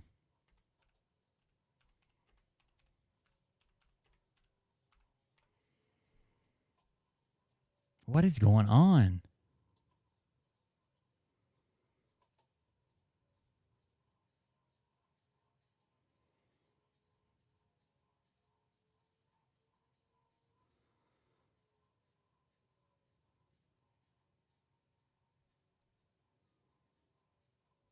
Jesus Christ, what is going on? Play.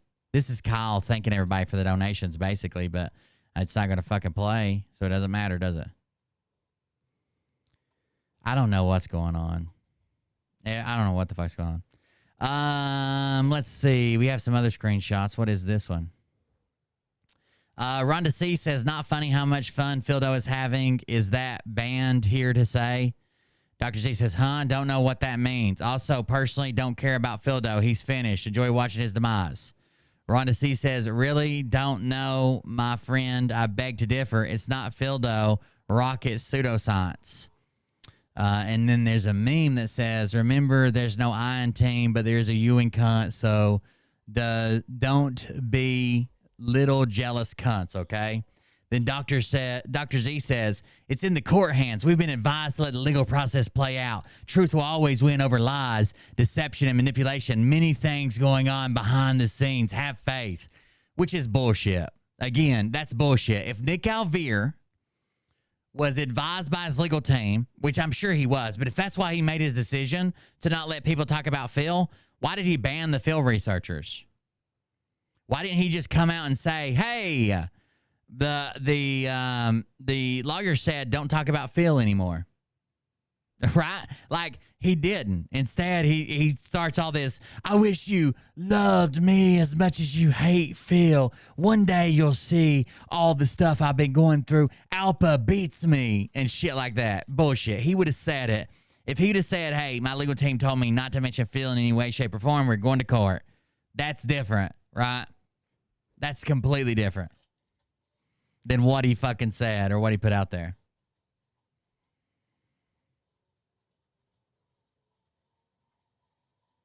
What does this one say? Derek Johnson gives us updates on Trump, the world's wartime president. This is from Good Line, Dan. And it says, Derek Johnson gives us updates on Trump, the world's wartime president. Derek Johnson, here is information about his book, The Midnight Rider Rides Again, which is a #1 bestseller on Amazon. What do you want to bet it's not? What do you want to bet it's not? #1 bestseller, my ass. In what fucking category with 35,000 qualifiers? Written by a guy in a cowboy hat who still lives at home with his mom and dad, who's also from Alabama, who also is in the Army for less than 3 years, who also... What qualifiers do you have to put on that motherfucker to get the fuck out of here? Get number... who's also over 5 foot tall, but less than 5'9". Get the fuck out of here.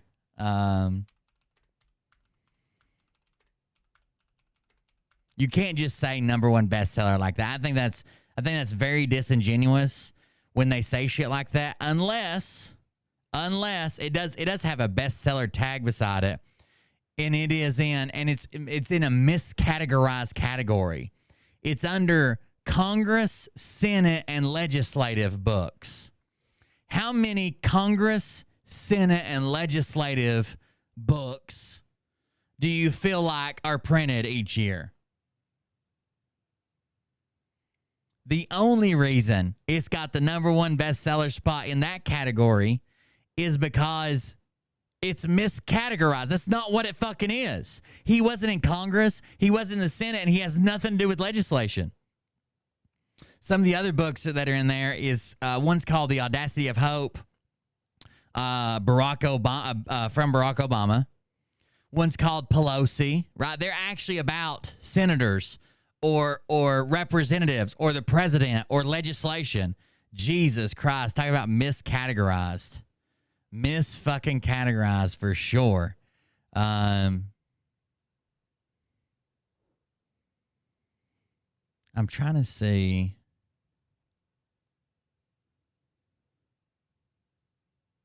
The book that's in second place was published in 2020.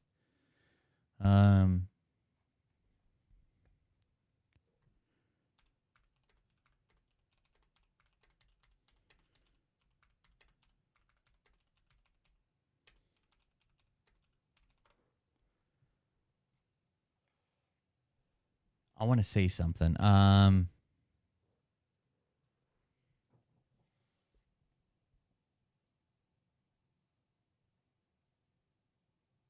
Yeah, it's definitely miscategorized. It's 100% not that. Like the book that's in second place is called Confirmation Bias: Inside Washington's War Over the Supreme Court, from Scalia's death to Justice Kavanaugh. Now, clearly about the Supreme Court and legislation, right? That book is also number one in something called the legislative branch, which is another category. That's another category of book called the legislative branch. Like this is clearly miscategorized, 100% miscategorized. Just because he puts the Constitution or stuff about laws doesn't mean it has anything to do with the U.S. The category is called U.S. Congresses, Senates, and Legislative. Get the fuck out of here. How fucking dumb. When you just put number one bestseller on Amazon, that's fucking bullshit. That's bullshit. It's 100% bullshit.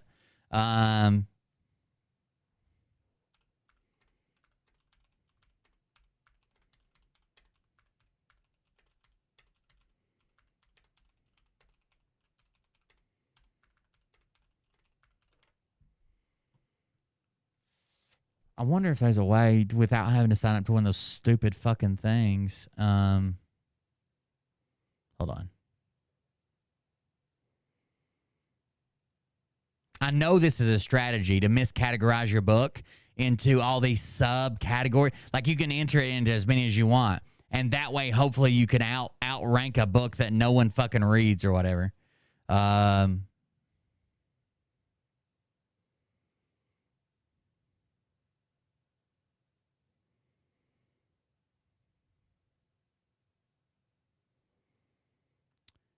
Wild estimate how well the book is sold, selling by ranking, although it's a bit complicated. If a book is ranked at over 4 million, it's unlikely it's sold more than a single copy. It's unlikely it's sold more than a single copy or so in the last 6 months, and probably no more than a few dozen in the last 6 years. If it's ranked around 1 to 2 million, it's probably sold several hundred to a couple thousand, but no more than a few dozen in the last 6 months. But if you buy one of those books, you'll see the ranking pop up next in the next few hours to about 75,000 or 100,000, and then see over the next week or so as it slides up towards the million mark again. Remember that Amazon isn't the only outlet there. However, some books have audiences that attract more in the way of orders from authors' websites, from bookstores, or others. I hope he's not self-reporting his sales. You know that's a fucking lie. No, that sales rank doesn't directly correlate to the number of copies sold. It's an Amazon algorithm that takes into account various factors. Additionally, so number one bestseller is not based on just the copies sold, okay? It's an algorithm that picks up, like I told you, I guess I should have explained this better. The number 2 book was written in 2020, okay? The number 3 book, so this was written in 2020. The number 3 book, which is the Obama book, was written in 2006, okay? The Obama book, I will fucking bet everything I own, has sold more copies than Derek Johnson's book, okay? The Audacity of Hope by Barack Obama has sold orders of magnitude more copies than Derek Johnson's book has sold. So why is Derek Johnson's book ahead of that? Because it's an algorithm based on how recently and how quickly sales come in. So I may only sell 5,000 copies of a book in a subcategory, and your book that you wrote 10 years ago may have sold 10 billion copies, the most sold book in the world. And I can jump in front of you. If I release it and my sales take off quickly, then you can just having, 3 or 4 sales a month because it's old, but still having billions of copies sold worldwide. It's an algorithm that's put together that they say this, basically like this book is trending right now in this category, which means that currently it's making sales, and all the other books in the category. How many people you think are buying right now, buying Barack Obama's book from 2006? Probably nobody, right? Even this Inside Washington's War bullshit from 2020, nobody. In fact, reading through these, his book might be, how is he ranked number 1 and number 13? This whole system's fucking jacked up. He's ranked number 1 and number 13. I guess one of them paperback and one of them Kindle edition, maybe. None of these books, John McCain, The Luckiest Man Alive, It Doesn't Hurt to Ask, Using the Power from Trey Gowdy.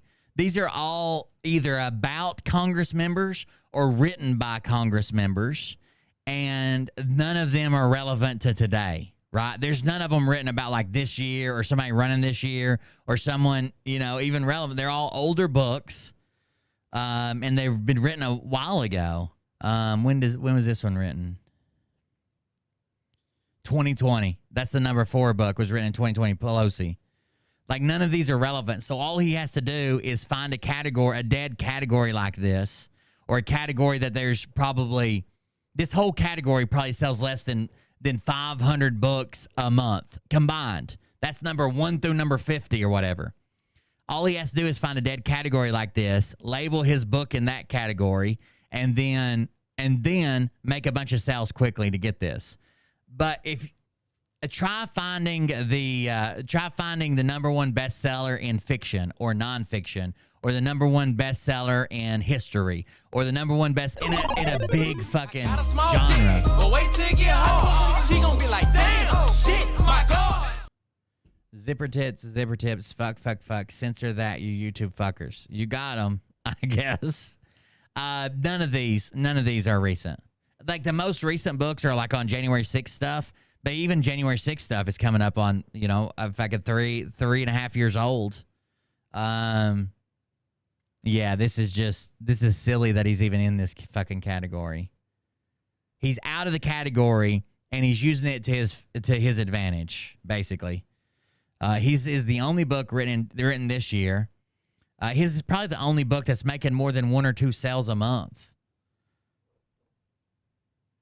I don't know. It's so silly. Like this would be like writing a brand new book and having it certified on the 9/11 disaster, right? There are books that are better. There are books that would sell more copies than my book would ever sell. There are books that were in higher demand than mine will ever sell. But I stick it in that category and write that book and stick it in that, even if it has nothing to do with 9/11, because I have an audience that's going to go buy that book, even if only 100 of them go buy it, right? And 100 of them go buy it, I'm gonna dominate that category. They allow you to put down multiple categories. Any category you fucking want, you select it. They're not gonna read your fucking book, so you have to tell them what it's about. And he put one of the categories apparently he put was U.S. Congresses. It's not even U.S. Congress. Like, U.S. Congress would be a book on how Congress works, potentially, right? It could include like Nancy Pelosi and Trey Gowdy and whoever, but it would also include books on how Congress works. How is a law made? How is this passed? How has this happened, right? U.S. Congress. This is on U.S. Congresses. So this is the difference between me saying high schools or high school and people who attended Orange County High School, right? This is the difference between me saying like this body of Congress and people in U.S. Congresses and senates are the people in it is what this is supposed to be about. His book's not about either. Anybody in Congress or the Senate or the legislators at all. So fucking stupid. Oh. While the book could benefit from editing, it is clear that the author knows his military history and laws. Due to missing words and incomplete sentences, it takes a little bit of effort to read and understand. Please persist. It is worth it. It is full of verbatim regulations and citations. Yeah, that he stole. I mean, like, that isn't a book. I don't know who the fuck would read. Oh, here's some video reviews. Hey, adventure seekers, are you ready to embark on? Oh, dude, this is some fucking. Is this Atsuko's husband? Some Chi-Com scammers. Hey, adventure seekers, are you ready to embark Adventure on a seekers? journey through the Wild West? The Midnight Joy. Atsuko, come get your husband. Hey, adventure seekers, are you ready to go through a thrilling journey through the wild, wild west? Hey, adventure seekers, are you ready to embark on a thrilling journey through the Wild West? The Midnight Rider rides again. Imagine a tale of outlaw, disputes, and mysteries who roams the night to dispense justice. Are you intrigued by the promise of action-packed showdowns and hard-bounding That all sounds awesome. None of it's in the book. Thank you. escaped under the moonlight sky? Whether you are a fan of classic western or just love a good adventure, this novel is sure to keep you on the edge of your seat. So, are you ready to settle up and ride alongside? Are you ready to settle up and ride alongside the Midnight Whittle? Come get Mr. Atsuko, okay? He's been here too long. The Midnight Rider? Here's the other one. Oh, it's signed. Look how big that font is. Hey, listen, the book's gotta be at least 100 pages. No problem.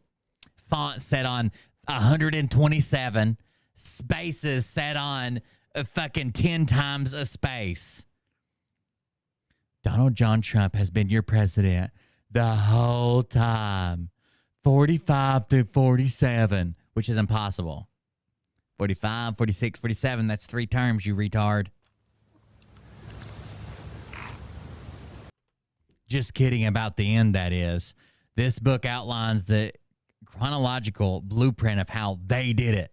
It equals military occupation and continuity of operations plan. How mad are these people going to be when... I hope they're mad. I want to hear this one again. Hey, adventure seekers, are you ready to embark on a thrilling journey through the Wild West? Oh, Dr. J wins. Rigged! Imagine a tale of outlaw, disputes, and mysteries who roams the night to dispense justice. Are you intrigued by the promise of action-packed showdowns and hard-bounding escaped under the moonlight sky? Whether you are a fan of classic western or just love under the moonlight sky, a good adventure, this novel is sure to keep you on the edge of your seat. So, are you ready to settle up and ride alongside the Midnight Rider? Oh, I've got one more thing to show you, actually. Let me see if I can pull this up.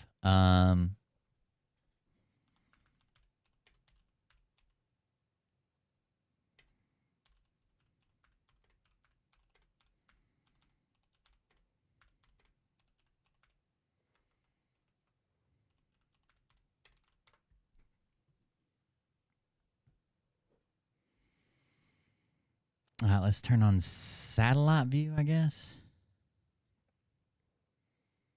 Okay.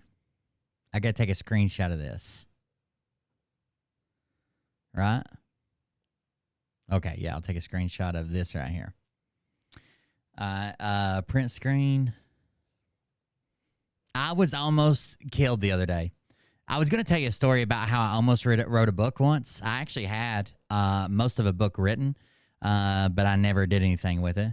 But now, I'm going to show you how I almost died the other day. Let it open. Let it breathe. Hold on.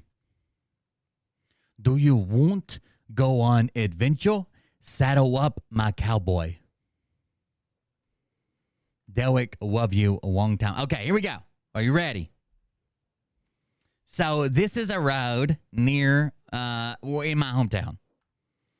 And this road here. This is a church, obviously. It says it's a church. So let's do this. Let's put what can we use for a church? Let's put a cross. So this is a church. Okay. There's a cross. Okay. Now this is a CBD shop. What am I on? 15. Let's go to 11. So this is, let's do this. Let's do a little bit of a green and a little bit of smoke coming off of it. Okay, that's pot. Okay. This is a hotel.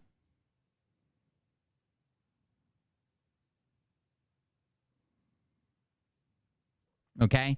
And this down here is a gas station and restaurant. What can I do for gas? I guess I could draw a little box.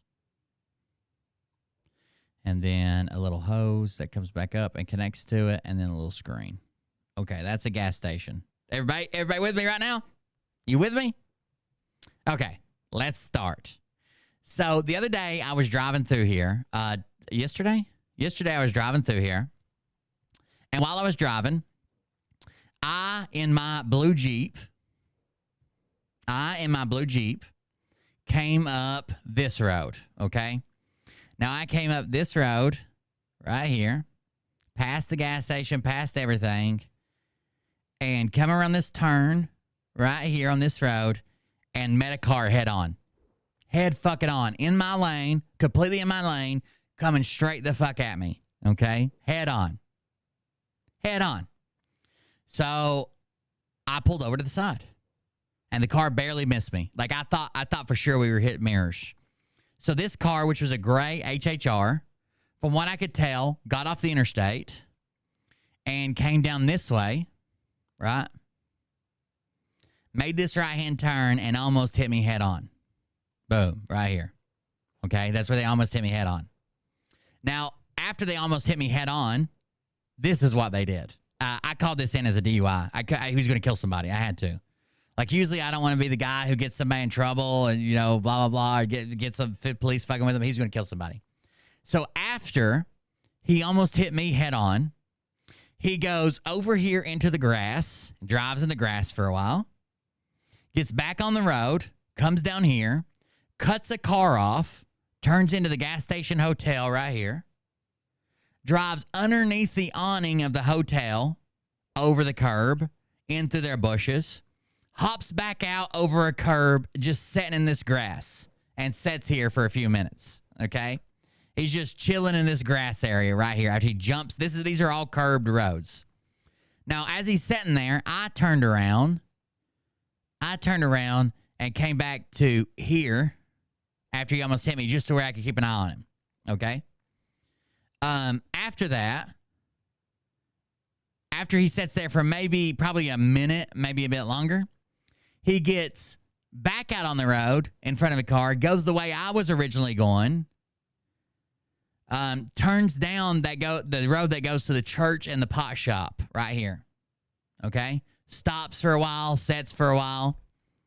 After that, he goes down into the church parking lot, turns around, goes down into the pot parking lot, turns around, comes back out on the main road, but instead of making the turn, goes all the way across into the grass. And the whole time I'm just sitting there watching him. Pulled out in front of a bunch of cars. There were cars slamming on brakes and shit. This is where I called the cops on him, because like he didn't even try to turn. He just pulled out and went straight across the fucking road and was in the grass. Now, this is interstate right here, over here. This is interstate, and this is an exit ramp. And all that separates the exit ramp and the interstate is a fence. He could have easily drove through the fence, right? But he's just kind of sitting in this grassy area, chilling. He climbs into the back seat of his car, gets something out. Gets something out of the back seat, climbs back in the driver's seat, and just without looking, without seeing anybody, hops back out on the fucking road and takes off this way. So I followed him for a while, and he kept following him this way, following him this way, following this way. He goes all the way to the place called River Hill. Now, I thought the only thing that I told the trooper, I gave him the tag number, I gave him a car description, or the cops. I gave him a tag number, I gave him a description of the car, the color, everything. The only thing I told the police is I tried to yell at him 2 or 3 times again, like, hey, stop, trying to get him to stop. He kind of ignored me. At one point, he showed me his phone. Like, I was yelling, like, what the fuck are you doing? Stop. And he holds his phone up to, like, the glass. I don't know. The only thing that I thought is this is our hospital right here. Maybe he's having a medical emergency and he's trying to find the hospital.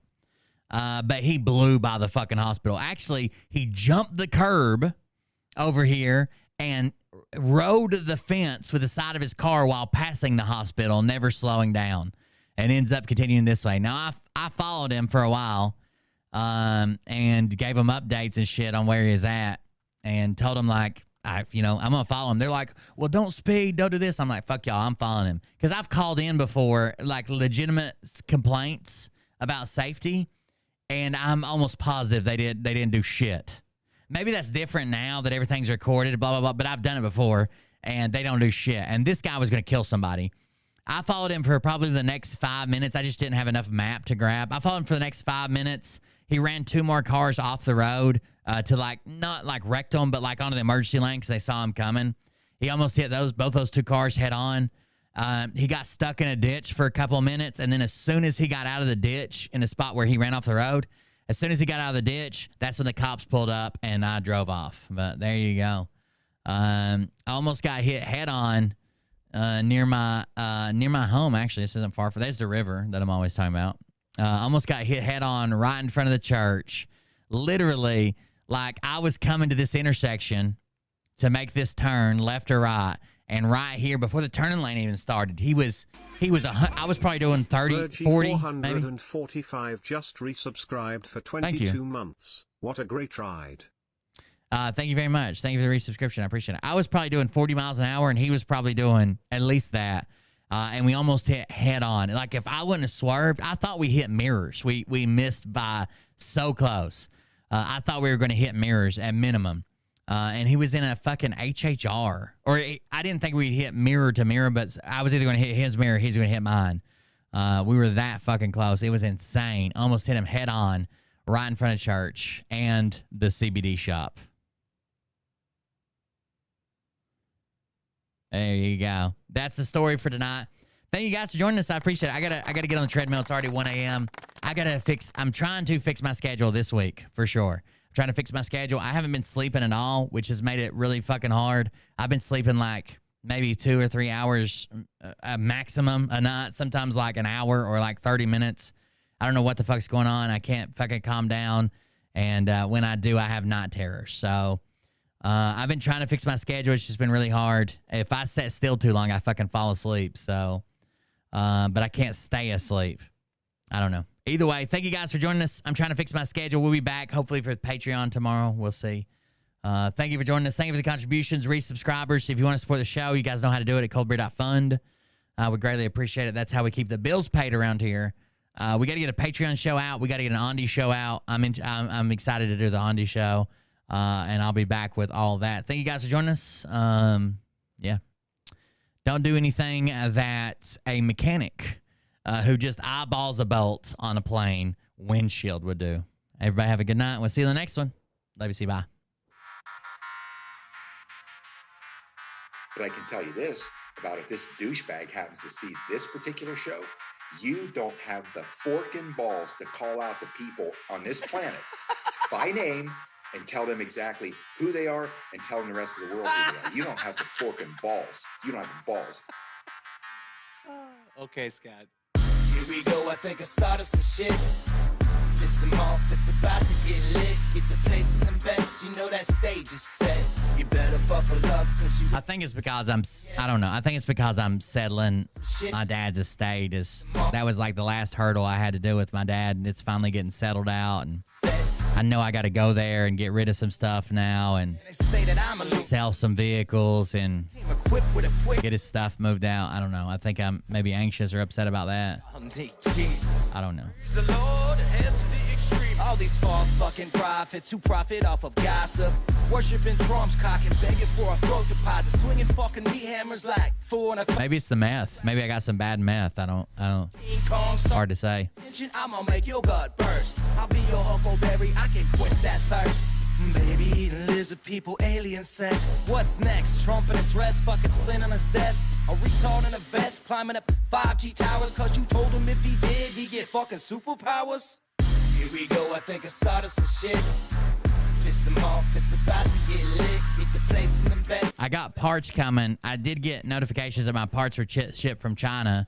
The parts I need to build a one wheel, and I had a really cool idea. I don't want to give it away, but I saw some other YouTuber use this design on like a motorcycle slash like an electric motorcycle, I guess, or electric bike. I used to find clues. And I had a really cool idea. I don't know if it's possible on a one wheel, but that might be my next project. It was cool as shit. Closet, I found some of his meat rockets. I strapped it to my shoes and then I flew through the roof. I found myself in orbit strapped to an F-16. Yeah, I don't know. Settling my dad's estate. That was like the last thing that I don't like that it's coming to an end, even though it's been over my head for months. The insurance and the estate and stuff. I don't know. I don't like closing it either. Come on, fucking stop. Dude, come on. Seriously. This is my mom's an alcoholic. Oh, give me a... Oh, my God. Anyways, we'll see you guys. Here we go, I think I